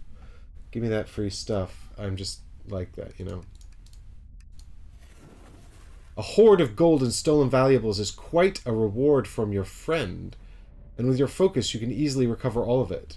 Gain an inspiration, gain a lore, discard this search token. Great. Well, at least we're getting some lore, which is nice, because that's super important. We can also now get an inspiration and then discard them both to remove Despondent from Boromir, which hopefully will give him a chance against these soldiers chasing him down.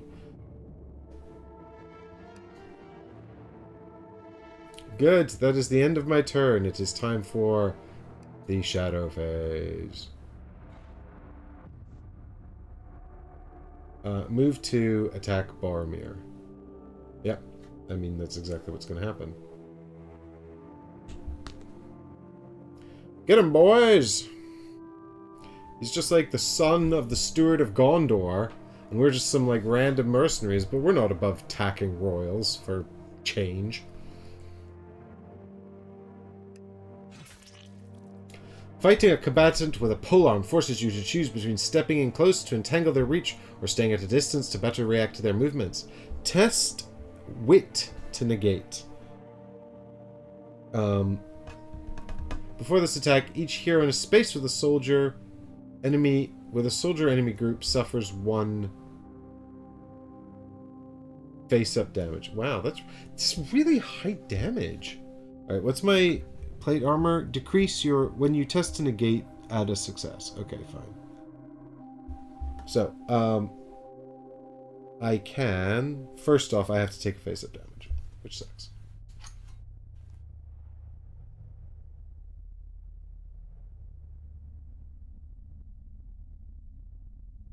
Deplete one of your trinkets and discard 1 prepared card, then discard this card. I mean, at least it's not... I don't want to discard any of my prepared cards.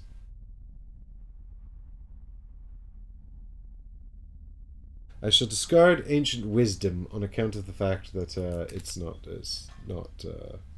essential to me right now. Okie dokie, and now we're just rolling to protect. So we automatically get 1 success at least.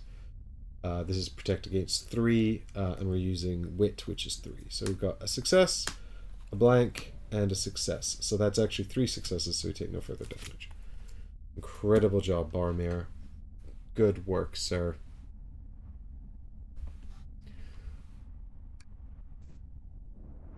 Yeah, so now what happens?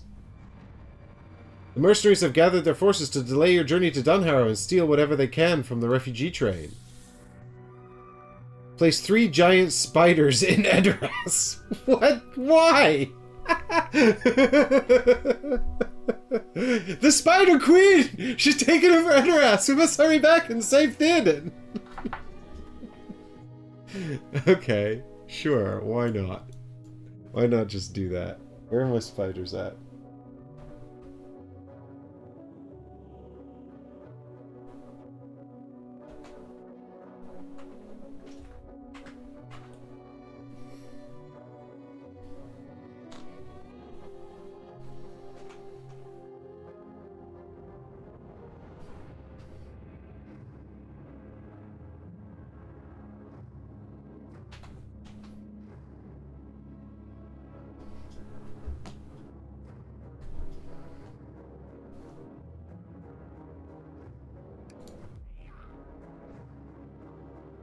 One goblin scout has appeared.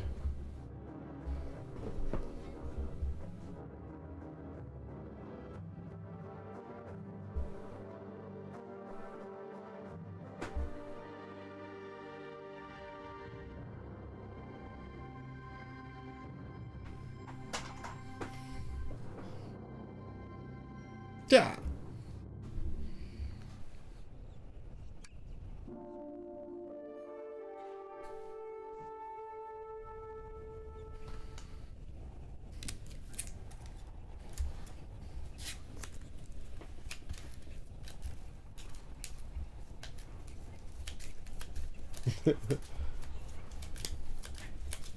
You don't remember in the movie when they first arrive in Rohan and they go to Edoras and Grima Wormtongue is there and he's like, and it's been entirely taken over by spiders. And they basically have to help Grima defeat the spiders, and then it turns out he's a traitor and he's been poisoning the king. You don't remember any of that? I think they might have cut that from the movie, actually. I think that's just in the books.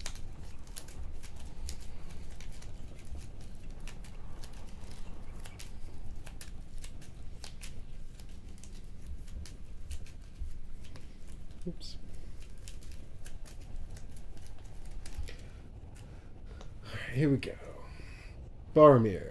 Unyielding spirit or honed agility. It's going to be agility. And unyielding spirit goes to the bottom.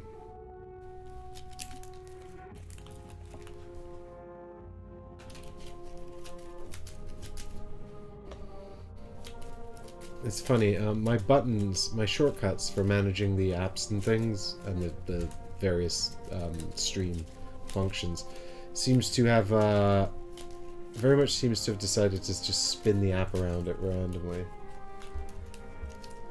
Alessandra, it's on the extended edition of the DVD, but they never actually filmed it, so it's, what it is they've recorded voiceover with the actors and animated the storyboards to show that scene with the spiders in Edoras.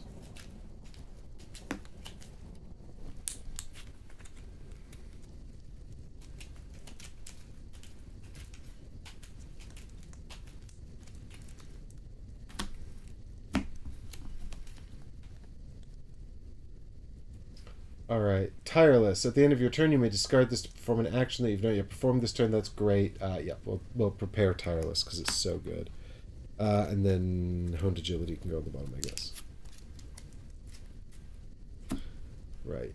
So that's that. I guess we can start with Boromir just fighting.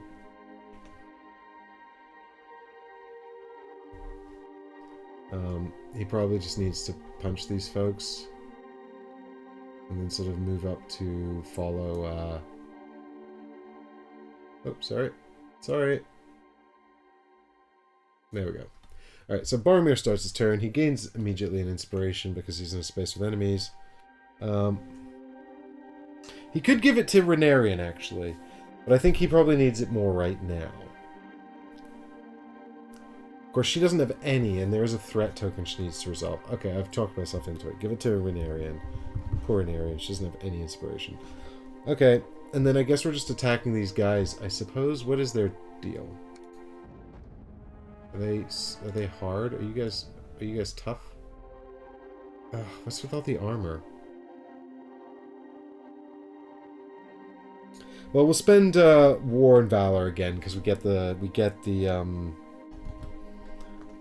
the Strike 2, we get the Scout 2s. Yeah. So here we go. This is a Might attack into the enemies.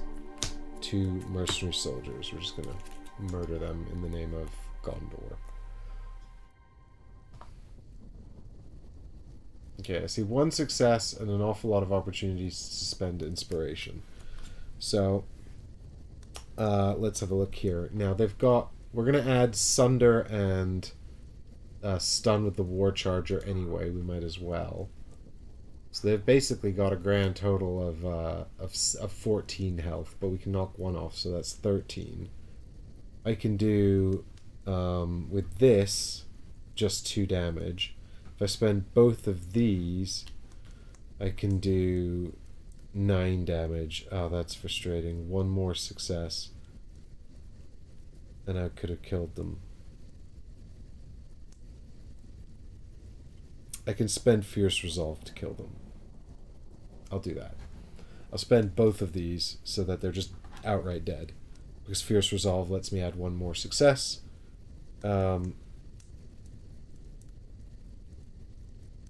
And that can be spent on the Charger to add 2 hits. So I guess I don't need to actually... I do need the hit from Sunder as well, so just spend everything, all of my powers, to do... we're going to do Sunder and Stun. And then we've got 1, 2 from the sword, another 5 from the sword. We've got 2 from Love and War. We've got...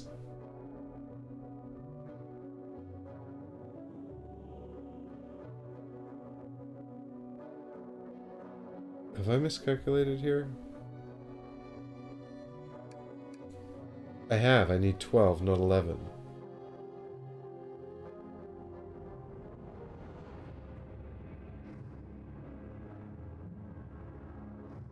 Damn. Okay, so I'll keep Fierce Resolve, because I don't think that matters too much then. And I'll actually... I will stun them, because otherwise they'll counterattack.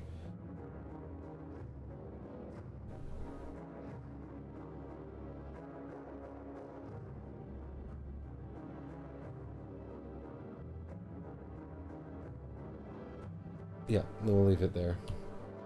Damn. So then the question is, do I hit again? Or do I just kind of fall back and keep trying to move forward?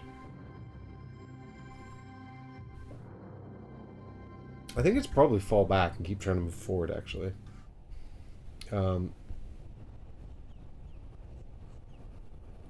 Yeah. Okay.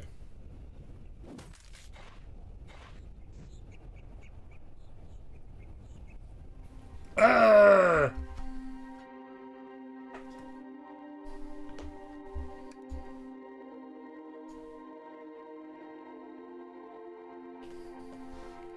Okie dokie, so then that's Inspiration spent, these cards spent, Love of War and Valor spent, which means we can Scout 2. We've got Clever Wit and Blood of Gondor. Blood of Gondor is a success, and it says, when you test, you may discard the skill to reveal 3 additional cards. It's really good, but it's got a success on it, so I'm inclined to prepare Clever Wit, just because that's always useful, and put the success back on top. And then rather than... Oh, and then also Renarian gets to Scout 2. She's got Undying Might and Grey Haven Craft, which says it's got a success and an inspiration on it. When you prepare this skill, discard all Banes and gain a boon of your choice. Oh, where was this when I had need of Despondent? Let's prep Undying Might, though, put the success back on top because we're about to go deal with this this threat. And then Boromir's got 2 movement, so we can go 1, 2, and continue on the route towards Dunharrow. Yep, and this guy doesn't get provoked because he is stunned. Alright, and I will then do basically the same thing with Renarian. She'll go into here and we'll pause along our route to deal with this threat token. This threat can suck it. On the very edge of your hearing, a whisper grabs your attention. With careful concentration, you isolate a voice on the wind trying to speak to you. So we're testing Spirit. We've got Spirit 3.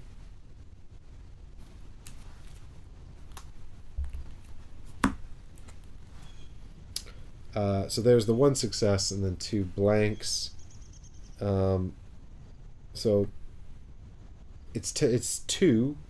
It's just 2 that we need. So we can either spend our inspiration or Unyielding Spirit. I'll spend Unyielding Spirit because this is more versatile and I'm not near max. So there we go. That's 2 successes. Let's find out what happens next. The whispers on the breeze speak only vile temptations. You steel your mind against their influence, and eventually they dissipate as if they never were.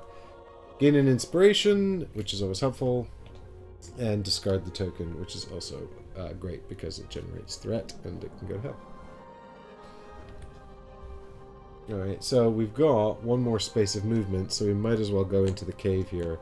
And then we've got Tireless, so we can actually do 1 more action, although there's not really much more we can do outside of attack. And actually, we can also do a component action down here, which could be a scout, if we wanted to. But let's see what this is. In the cave. You've reached the mountains proper, where the fortress of Dunharrow waits to shelter your group of refugees. Great. Good.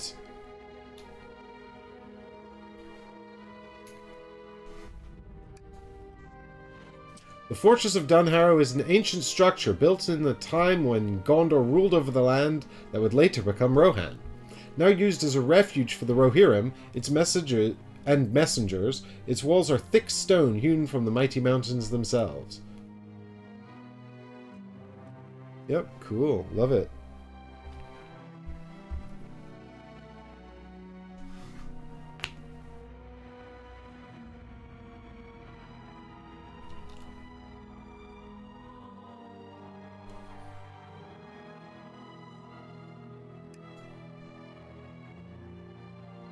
Enter Dunharrow. Some of the refugees are fighting over limited supplies. You might need help to quell their dispute. There's a strange person here who might be able to help with that, possibly.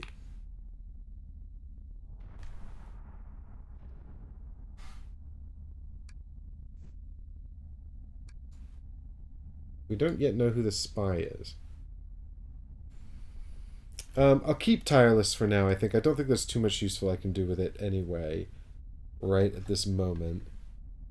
So I'll keep Tireless, and we'll just press on to the Shadow Phase, I suppose. Although we're going to get 4, 5, 6, 7. We're going to get 7 threat and trigger both of those. I don't think there's anything I can do about that. Nope, there's not. So, sad.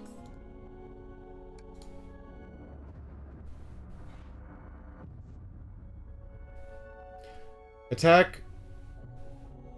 Okay, so this is the spiders. There's no target.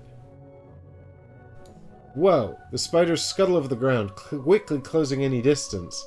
Move 6 towards the nearest hero. Good lord.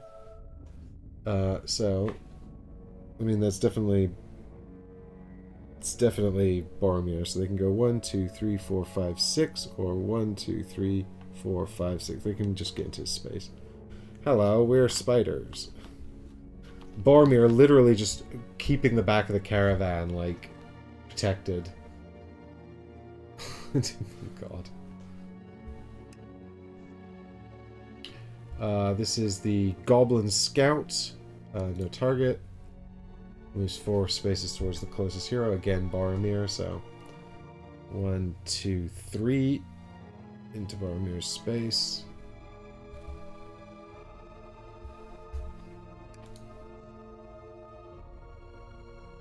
Oh yeah, and then the guy didn't activate because he was stunned. You approach the elderly figure that the refugees show such You approach the elderly figure that the refugees show such strong deference for, bowing your head respectfully to ask about the words you have heard chanted on the journey. A small mantra of strength. Though it sounds strange to others, I am happy to teach you if you would just leave a small offering with me. Something about this quiet and bent figure gives you pause. Finding comfort in hard times is more valuable than gold, and many of the refugees clearly respect this person, but Indra requesting an offering may be a sign that they are not as spiritual as they seem. You are also warned that there might be a traitor among the group. Well, we know this is not a traitor. I mean, our best information indicates this is not a traitor. I think we should give an offering. You may not know Indra, but you can see the power of the mantra for yourself. The refugees quietly repeating it seem more steadfast and calm in the face of a dangerous journey. You gladly part with a few rations and coin, and Indra gladly counsels that the specific words are less important than the rhythm and steady breath. You should simply pick something that brings you peace. As you join the refugees, the chanting becomes almost a traveling song that makes the way easier to bear. Each hero may prepare a card with sprint or rest from their discard. I don't think I have either of those. Oh, no. Not in Boromir anyway. Yes, I've got Mary Chase in the discard. I've got Greyhaven Craft in the discard. No, we want Mary Chase. Good. Cool.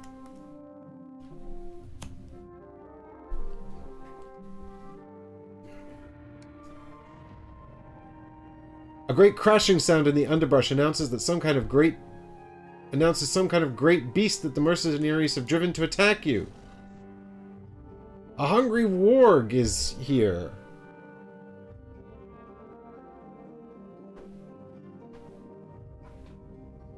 Kill it, Boromir, kill it!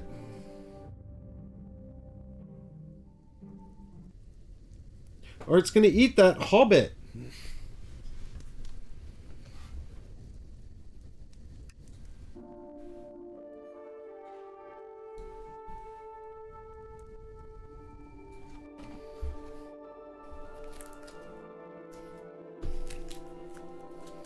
Alright, what's the crack with these spiders then?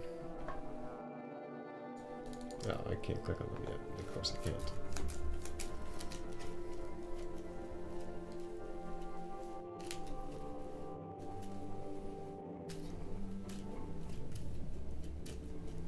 Okay, what do we got here?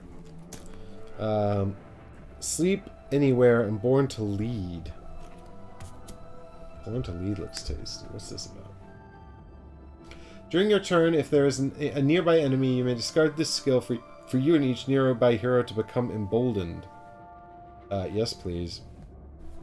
Put the success back on top.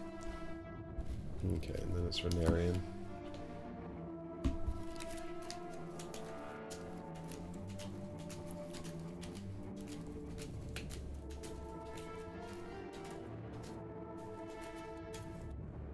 I mean, I feel like she should just take the refugees to Dunharrow, right?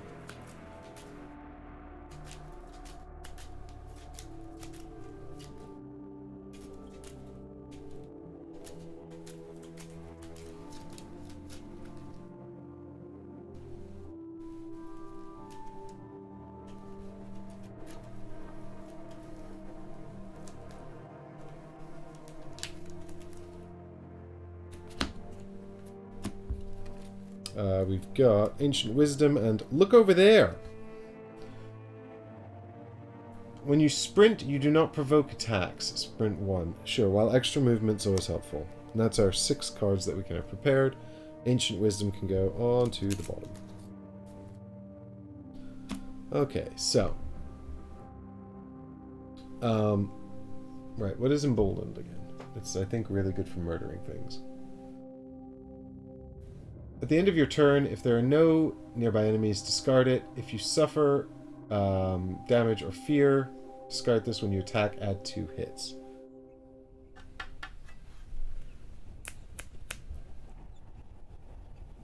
Okay, so what's the crack with these spiders?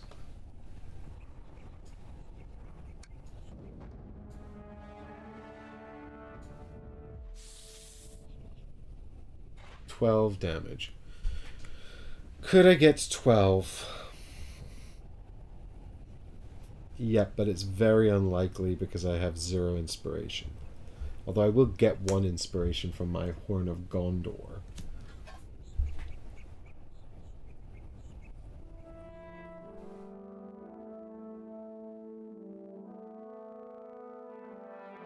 If I can get 4 successes on my attack, I can do it.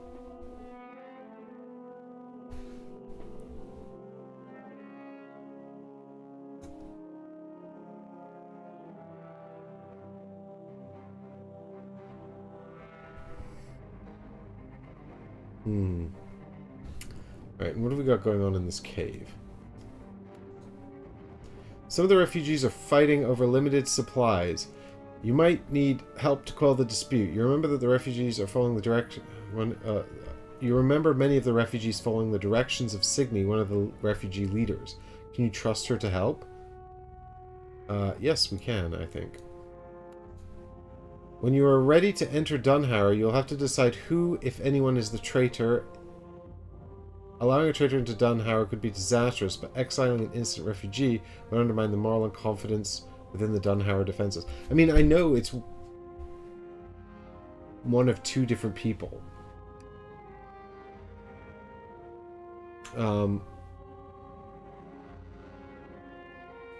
Alright, well, let's move 2.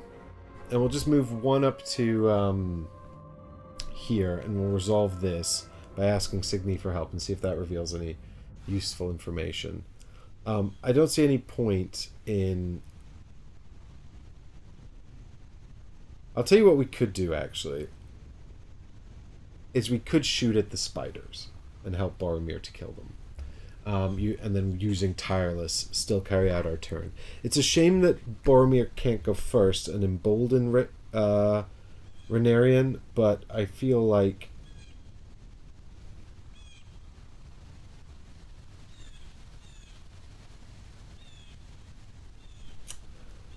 I feel like I don't have a good reason why actually he can't just do that.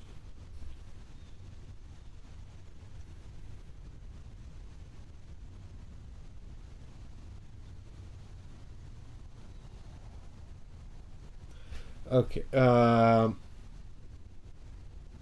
Yes, now I remember. Because if she shoots first with the bow and damages the spiders and then he can wipe them out, they won't get a counterattack, which would be nice. But if he goes first, he can embolden her and she can have +2 damage on the attack. But then he has to go first, and then if he attacks the spiders, they'll get a counter.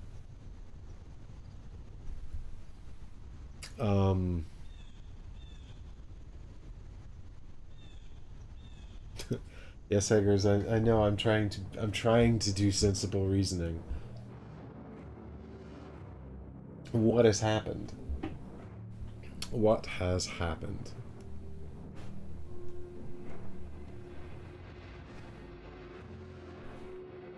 I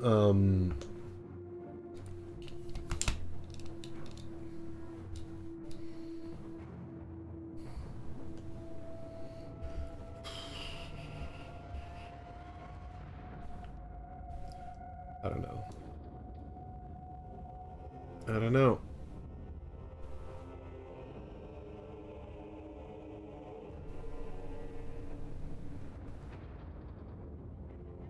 Let's go first with Renarian. So she's shooting at the spiders. It is a wit attack, so that's 4 cards.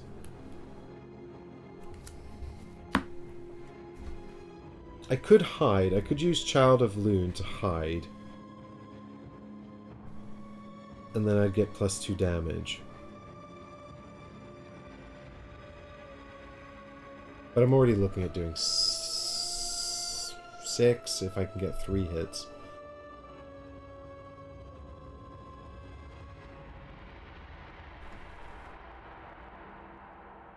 Yeah, alright, let's spend Child of Loon. And then we hide, and then we can spend hide to automatically get 1 success.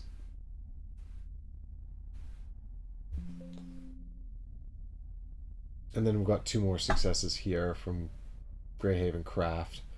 So that's 3 successes, so that's the 6 damage.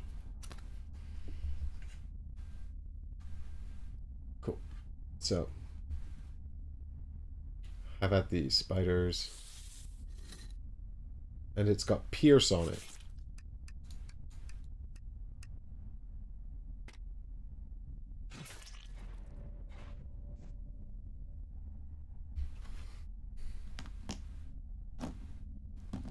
Yeah.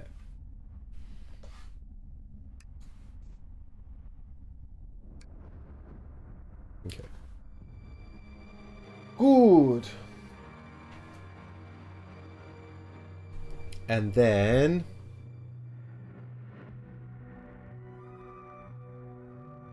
it's still Renarian. So then we can do our movement.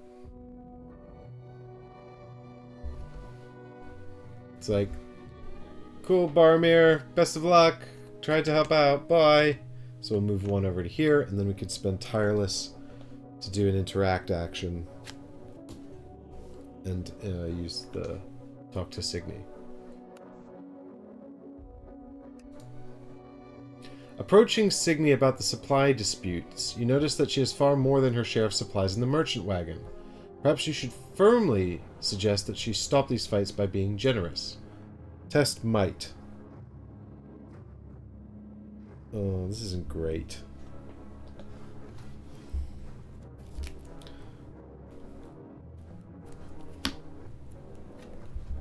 Okay, so we've got 1 success, 1 inspiration, and Undying Might. So there we go. There's our 3. Oh, we only need 2. Let's use Undying Might then and keep our inspiration. Or maybe not. Actually, no, I've changed my mind. Let's spend the inspiration.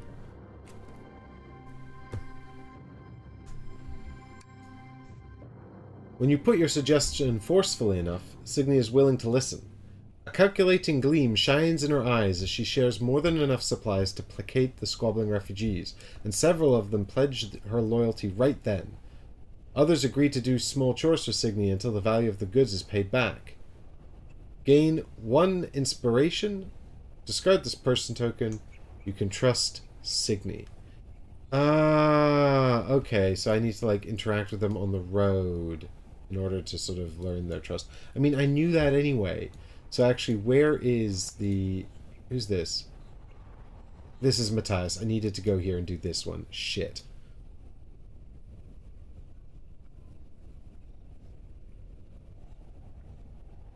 That's so annoying. Okay. Here's the plan. Boromir's got to murder everyone. And then he's got to run over there and talk to Matthias. Meanwhile, Renarian just sits on Dunharrow, waiting to go in. This is my plan. It's flawless. I don't want to hear anything else. So that's resolved. I got an inspiration. Good.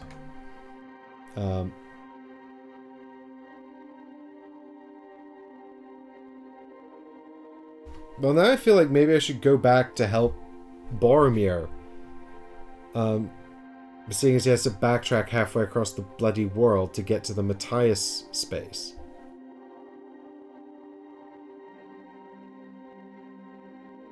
I don't want to just sit there with Renarian and then...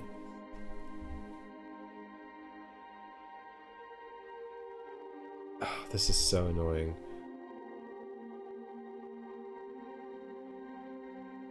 I mean, the fact is, I'm not going to get to trigger Dunharrow this turn anyway, so I might as well stand here, and then that gives me some flexibility next turn. Right, moving on.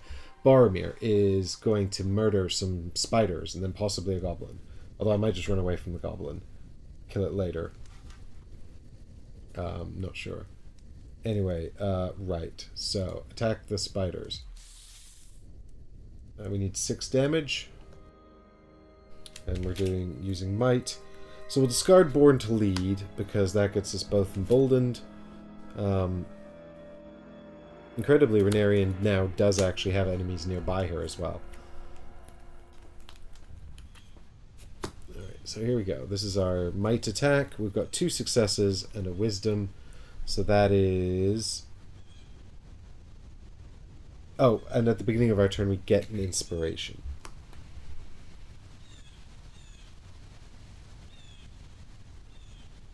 So that with emboldened is more than enough, because that's 7 hits. Because we can spend these 2 for the 5 hits here, and then we can add 2 with emboldened. So, done.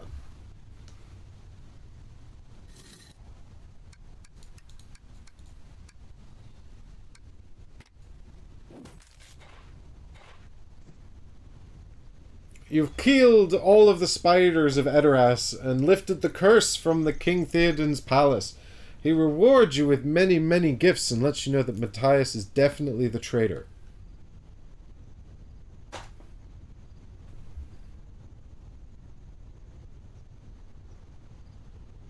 Okay. Now, what do I do about Goblin?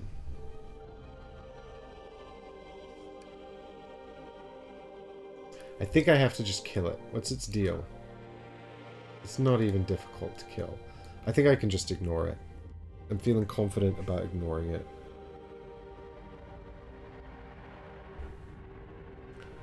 So, if we move, we'll provoke an attack, but I think that's okay. So let's just move 1, 2 like this. Because then we get another exploration token resolved, and all we have to do is deal with 1 attack from the goblin, and then that will, leave him.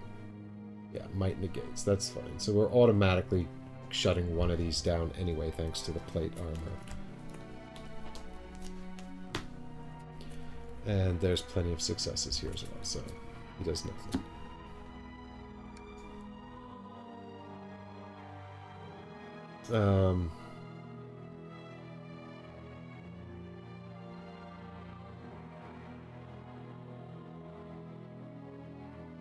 Unfortunately, that's the end of my turn. I have to discard Emboldened. Rennarian can keep hers, though. Right. And then we have to explore this land here. The forest is thick with trees, and a single hut hides among them. Whose hut could it be? Deep furrows lead to an overturned cart at the foot of a hill. You can hear a muffled voice crying for help. I don't have time for side quests!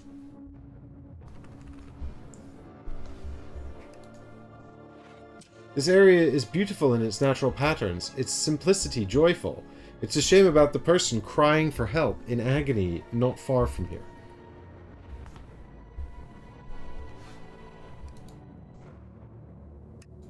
Alright, so that's the end of my goes for now anyway.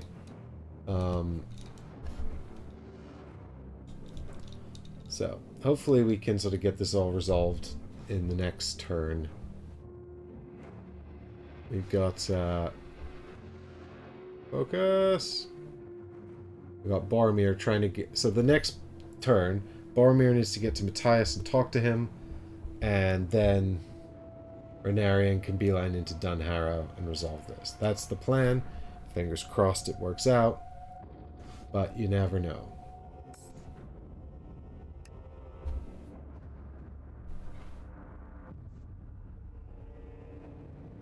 So the man is going to go to Rennarian or closest hero. Well, he can't reach Rennarian, so he's going to go attack Boromir.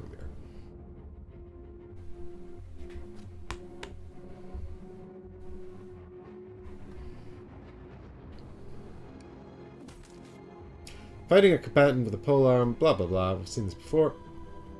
So we have to use our wit to negate the polearm. Before this attack, you suffer a damage. It's true, this happened last time as well. So the damage is weariness. So not too bad. And now it's wit to prevent damage 2. Wit is 3, so here's 3 cards. 0 successes. I automatically defend 1, so I'll spend 1 inspiration to defend all the damage.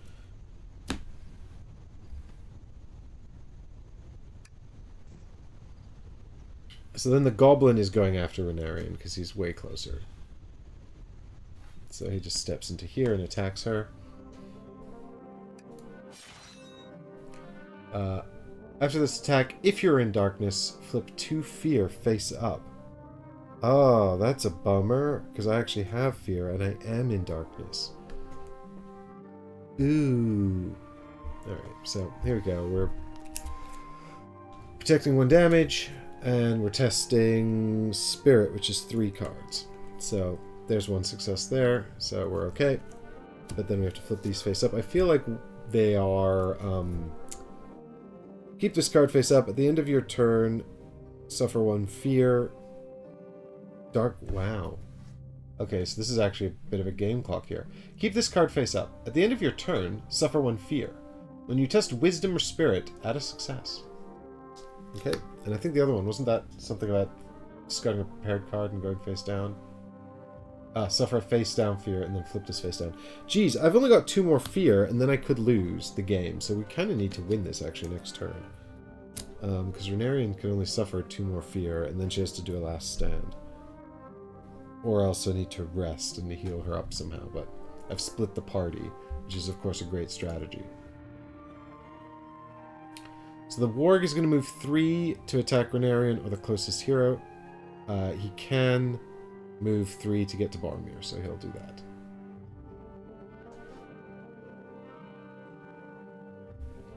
One, 2, 3.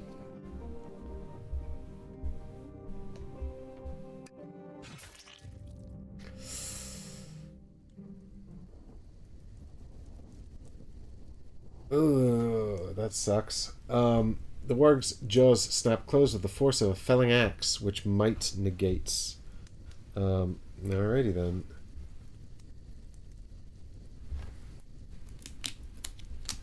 And then after resolving the attack, add another weakness to your deck. Oh, that better not be for the rest of the game.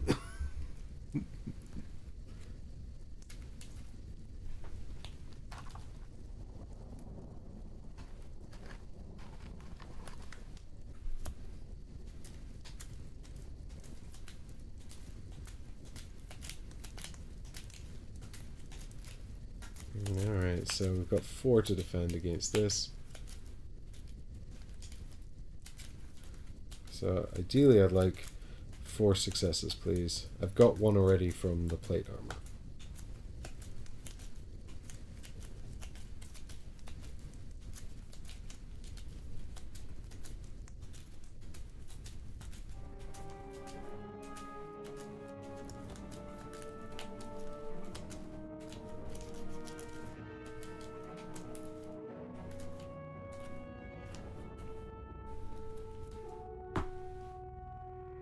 Okay, so I see 2 successes.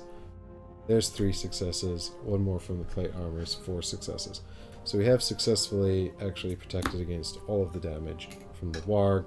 However, we do have to add the misled weakness to the bottom of our deck.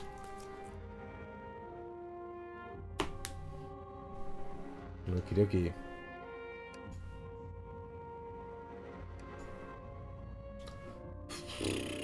Alright, I need to find out what the rule is for Boromir leaving that space with both heroes. Do I provoke an attack from both, or do I just provoke an attack from the Warg?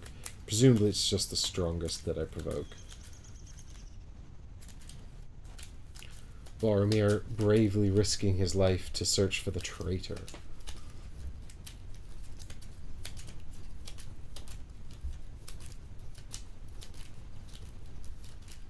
I can't believe I walked right past that token and I was literally like, this is pointless. we go.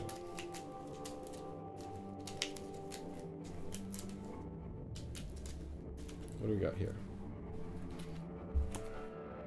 Born to Lead and Love of War and Valor. Alright, so I'll prep Born to Lead. And then I'll put the success back on top, because I just feel like that's going to be useful. And then it's Renarian. It's technically still emboldened. Hey, good night, Eggers. Thanks for hanging out. Thanks for watching.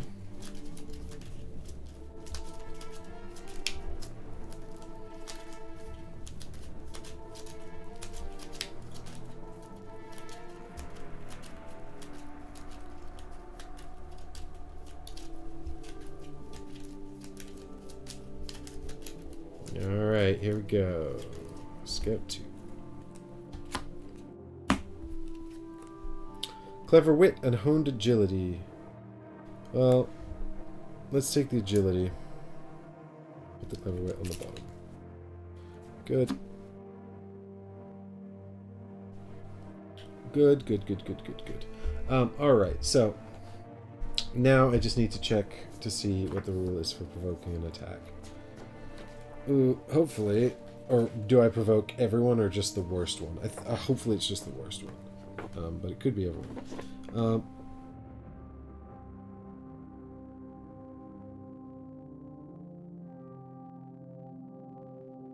Nope, I have to provoke each enemy. I think it's probably necessary though, because if I stay here and kill them, then it's going to be another round. Because I won't have enough actions. Whereas if I get out now, I can talk to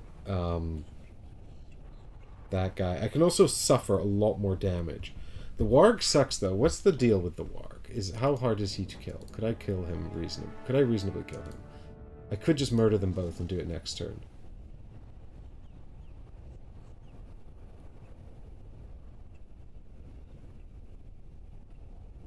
Okay, new plan. I murder them both, and then we talk to the Bard next turn.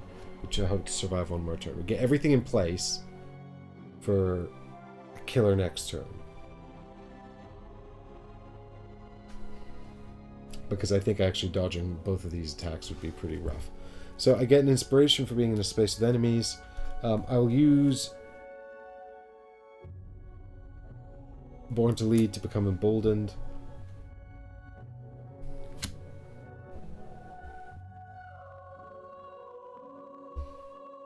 And then I guess I'll just attack the wolves. The wolf. I'll use my charger, but I don't have to declare that. Alright, so I've got 2 successes here. I need... What do I need? I need 10 damage. So I got 1 off the charger. I get 2 off of emboldened. So that's functionally... 1 off the charger is actually from Sunder. But it's functionally 1 damage here. So that's functionally 3 out of 10. So then 3 kills it. So there's 1, 2, 3 to kill it. Because that's going to do Sunder and Stun. And then it's done 1, 2 strike from Emboldened, 1, 2 from the sword, and then 5 more from the sword.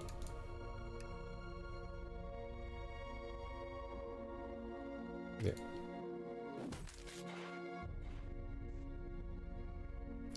Alright, so then we gain our inspiration back.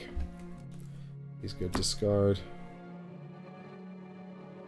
And Warg is dead.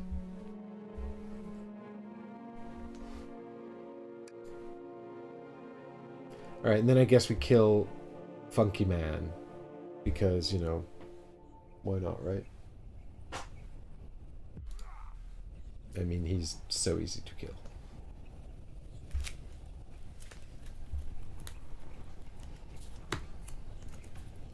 One success.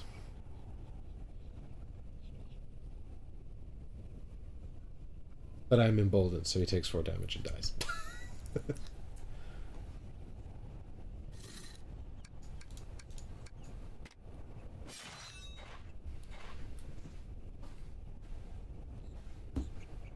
So, there we go. We get one more inspiration. Boromir, mighty warrior, murderer of things, has murdered everyone and is now in prime position to not help the person with the cart, but to go and interrogate the musician, who for some reason is over here in the woods instead of with the rest of the refugee convoy on the way to Dunharrow, but we're not even going to worry about that. Now it's time for Renarian to shoot this goblin. So it's going to be 1, 2, 3, 4 cards. There's nothing else for me to do here, is there? Nope, I am emboldened though. Oh, this is a wit check, so thanks to Dark Whispers I get 1 more card. Oh yeah, that's right.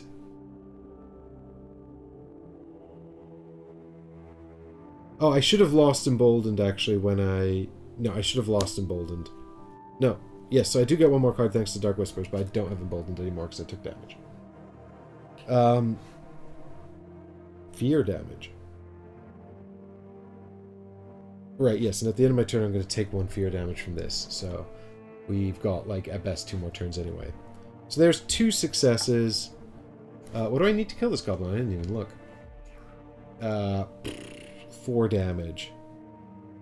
So,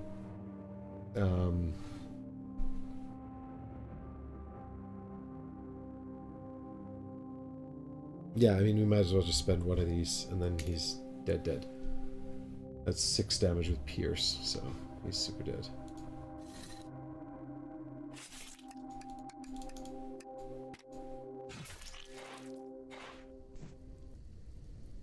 Cool. So, 1 inspiration back. Discard all of these.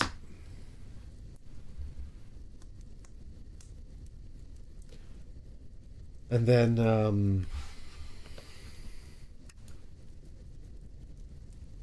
final action. So Goblin's dead. Final action, move 2 over to Dunharrow. Right. Hopefully we can do this now.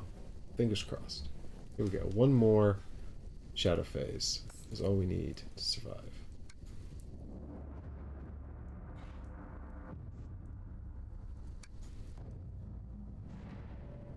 The tall flautist takes a flourishing bow before you, as if he wore a grand cape instead of worn traveling clothes.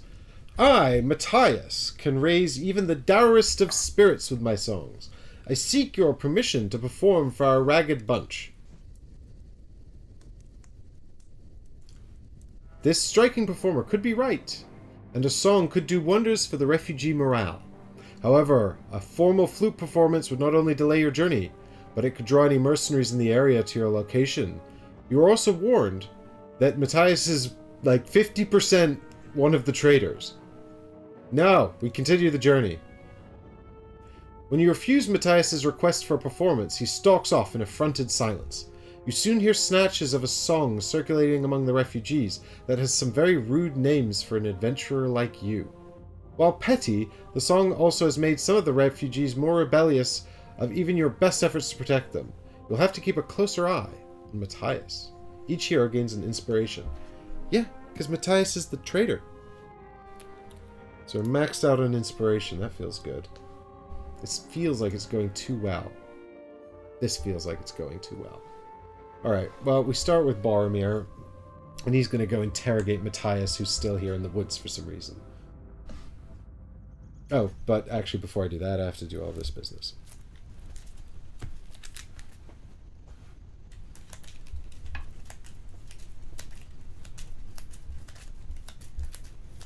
Night, Alessandra. Thanks for hanging out. You'll have to catch the exciting conclusion of who is the traitor. Matthias, the weird bard, or Juan, the guy we never heard of or saw.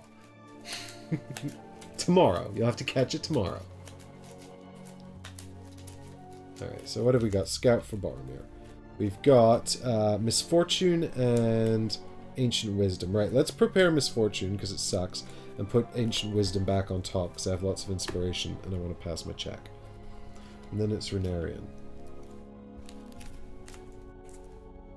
Actually, do you know what? That doesn't make any sense at all, because we're not even doing anything. We're not playing any longer. So we'll put Misfortune on the bottom, and we'll prepare Ancient Wisdom. Yes, that makes much more sense. Because, I mean, this is probably the last turn. So here's Renarian. Oh, and Boromir's definitely not emboldened anymore. He would have had to discard that at the end of his last turn.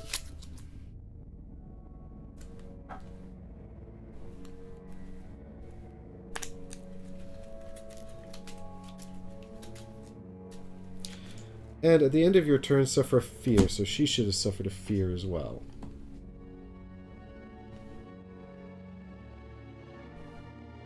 Flip 1 damage face up, and then flip this card face down. Fortunately, I don't have any damage to flip face up, so that's good. There's one here on Boromir, but she's managed to avoid damage so far. But she is quite close to sad times.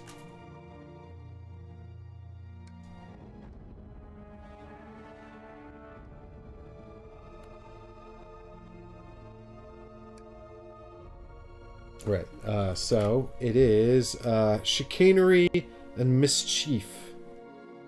When you interact and test, you may add 1 success for each unique trait. That would be 2.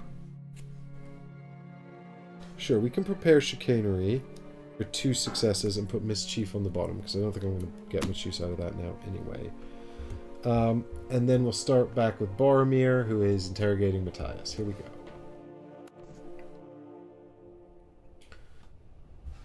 Many of the refugees have been asking about the history of Dunharrow. You might need help in teaching them the history of their new home. You remember one of the refugee leaders, Matthias, is a musician that might know some songs about Dunharrow. Can you trust him to help? I don't think I can.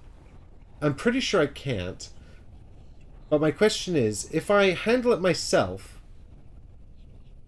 will I learn whether or not I can trust him, right? Like, I want to ask him for help, because I want him to show that he's not trustworthy so that I can confirm that he's the traitor, right? Because when I let Signy help, that's how I confirmed that she was trustworthy. So I think I let him help, and then when he inevitably betrays me, I know that he's the traitor, right? This is my logic. Let's see if it works out. Talented flute trills welcome your approach, and you explain what you want from Matthias. The musician is uncharacteristically somber as he considers your request. Spirit 3. Alright, well I have not got Spirit prepared, so that's good. Sorry, Spirit 2. My Spirit is 3. So there's 1 success and 1 more here.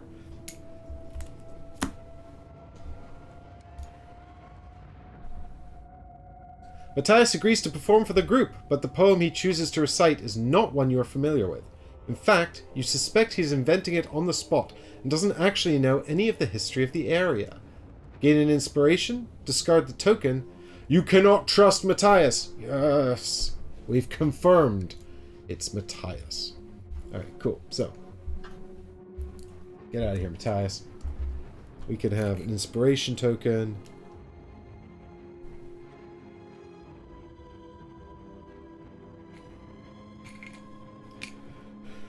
Right, good. And then we have 1 more point of movement, so we might as well just run back over here. Oh, we can run over here and save the person in the cart. I'm not going to have enough actions to do it, but I'm just going to pretend that I saved them so that I feel better about letting them die. Okay, over here, meanwhile, we're ready to enter Dunharrow, so let's crack on with that.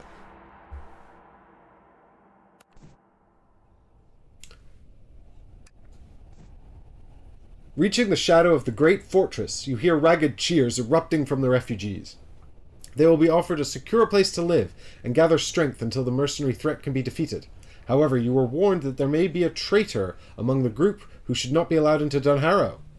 Do you believe one of the refugee leaders is a traitor? Yes.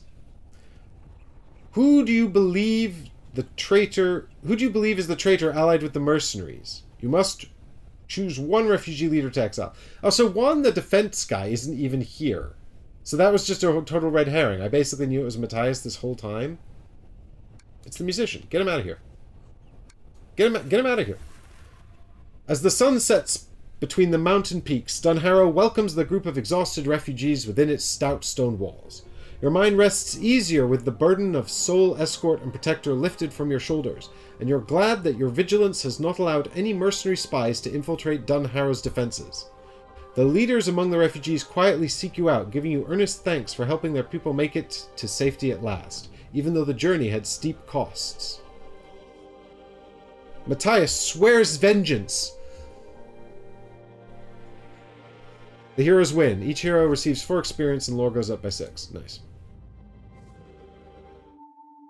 Well, it's nice to come back and win 1. The Siege of Dunharrow, Chapter 4. After delivering the refugees to Dunharrow, you stayed to inspect the fort's defenses. During your time, you've built earthworks, gathered supplies, and organized patrols, and the mercenaries have left you in peace. However, you must trust the quiet weeks, and you know that an attack must be coming soon. Whenever you venture out of Dunharrow and into the nearby caves, you hear the angry trill of Matthias's flute as he lurks in the darkness, waiting to sabotage you. Hopefully your planned defenses will hold. The next adventure will be a battle map. Just not sure about these battle maps, man. Like... Morning, Ralph. Welcome. We're just about to wrap up.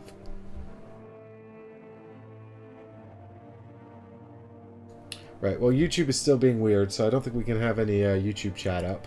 So, sorry guys, your chat is not there.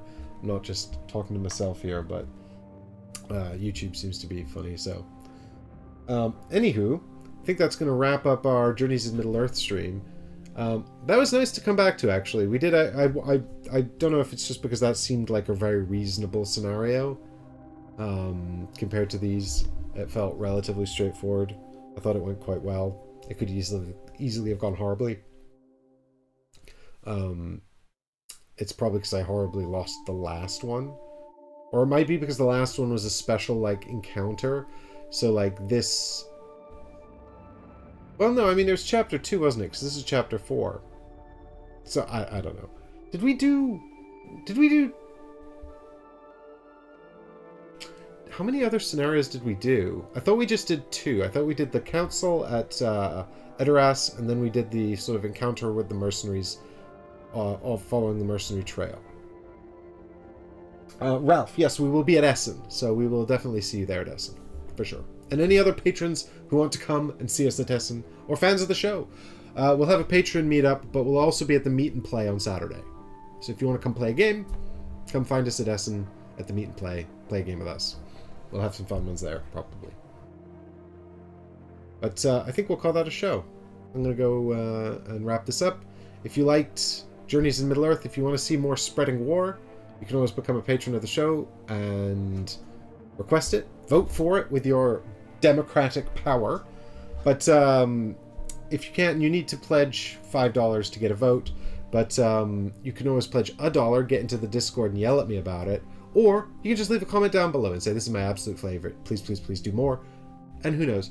Maybe we will. Throw a like down on the video if you've enjoyed it. And I hope that you have a lovely week gaming. I'll be back on Thursday for something else, not this. Ralph says he wants to restart Descent now with the expansion. Is that Legends of the Dark? Michael and I never got back to that, but I'd really like to.